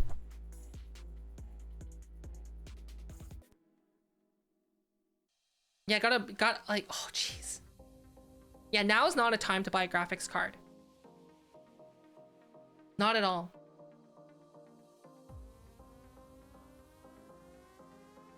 Holy smokes.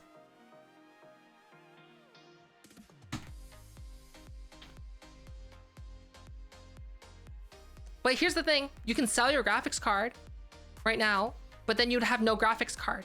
Because like, with what money are you going to use to buy a new one? You might go, oh yeah, I can sell my 2070 Super for $1,000. Where am I going to buy an upgrade?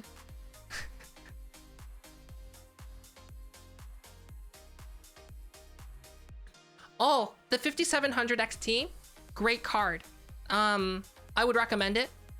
The 5700 XT is on par with a 2070 Super and a 2080. So like, hold on to that card.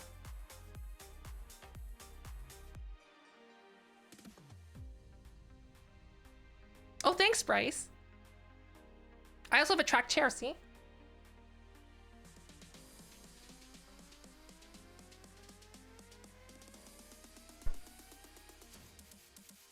Oh, non-XT? Hey, that's still good. That's still good. Still a really good card. Yeah. Sly has a 5700 XT. And like right now, that's going for like $1,500. Ridiculous.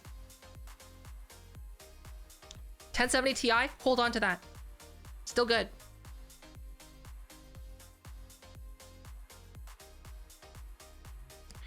If you have extra cards, like,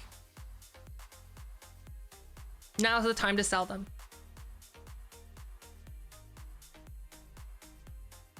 Oh, yeah, thanks. Oh, Candy's on right now, isn't she? Yeah, Candy's great. Wait, is Candy using the model? I want to see. Okay, hold on. We're gonna visit Candy for a sec. We're not gonna say anything though. We're gonna make it secret. Hi, Christopher.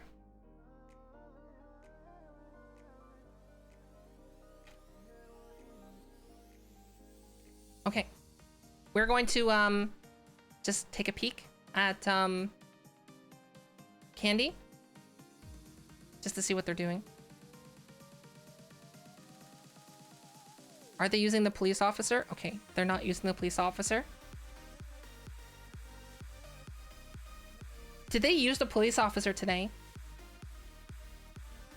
Did they? I don't know. Did they? Oh. don't know. Oh wait, I full screen by accident. There we go. Tell her to use it? I don't know if it works well. Okay, hold on. Let me do this. I'm gonna black out my screen for a second. And then I'm going to gift a sub to police. Anonymously. The police. Okay, I'm gifting a sub to anonymously to the police. The reason I'm blanking it out is because Twitch. Is it? Yeah, it's showing my postal code. Can I show this part now? Yes, this is okay to show. Okay, boop. Okay, we're gonna unmute for a moment. I don't know, man. It's just like one of those things where it's like Okay. a necessary evil, I guess. Anonymous gifter, thank you for gifting a sub to the police. Thank you for that.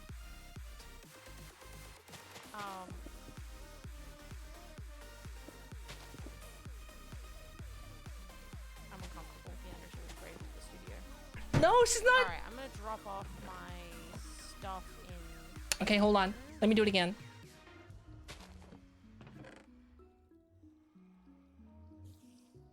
This is my sin box where I put my weird stuff. Alright. If you're rich and shit and want tracking forever creates in your shirt VR, oh my god. Anyway, I don't know, chat. It's like one of those things where it's like there's only Police, okay, please. God. That's probably a problem. It's like it's kind of like if someone's really into cars. Okay, hold and you're on. like, "But We're cars doing are it again. expensive." It's like, yeah, but it just is what it is. Okay, I'm It's gifting also a sub my job. It's not like this is, like, a anonymously hobby for me. This is like my full-time to. job. What is So it? kind I don't of it's a little remember. bit different. It's We'll not see. like- Police plays. It's like, oh, I'm pretty sure it's anonymous. This full body tracking suit. I can be a full-time streamer now. I hope it's anonymous. Yes, it is. Okay. To a police plays. I don't know. I haven't. I honestly, I have not looked. Thank you for the anonymous sub to police plays. Hello, Celestial Malady. Welcome to the stream. Welcome, welcome, welcome. I haven't even really entertained the thought of getting Xends purely. Okay, because hold on. I don't. Let me do it I don't think again. I'm going to be able to afford $15,000 for the suit. Hold on. Um. Okay, gift anonymously. I I'm gonna mean, gift the I'm sub not to saying show get it, but, us like, what that's like, I don't you have, got. like, assets to put up for that. Like I don't have like my job is not reliable, and I'm also not gonna put myself $15,000. Okay, last time. We're gonna try one more time. It's more just something that I want, and like maybe in time it'll happen. But if it doesn't, it's not like I can't keep streaming. Regardless. Thanks for the follow. Okay, But also for me, like I don't know.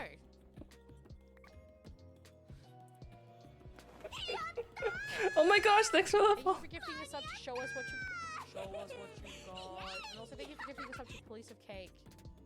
Thank you for the anonymous gift sub. Is this your way of helping me afford the Xen suit? No! No, I'm kidding.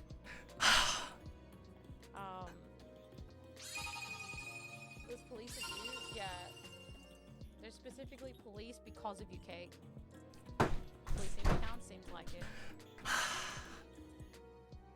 Someone who doesn't want the clout but wants to do the hurtful things. Thank you, Wants to do the Better joke but not 5, the clout. for the gifted sub. Thank you for the gifted subs.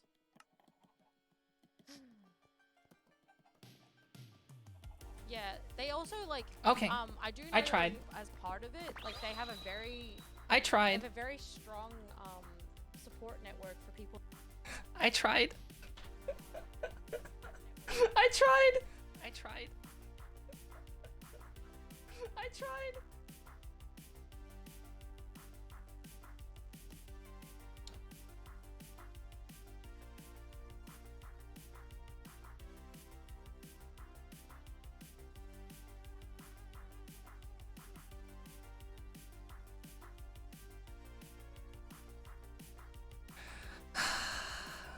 Oh well.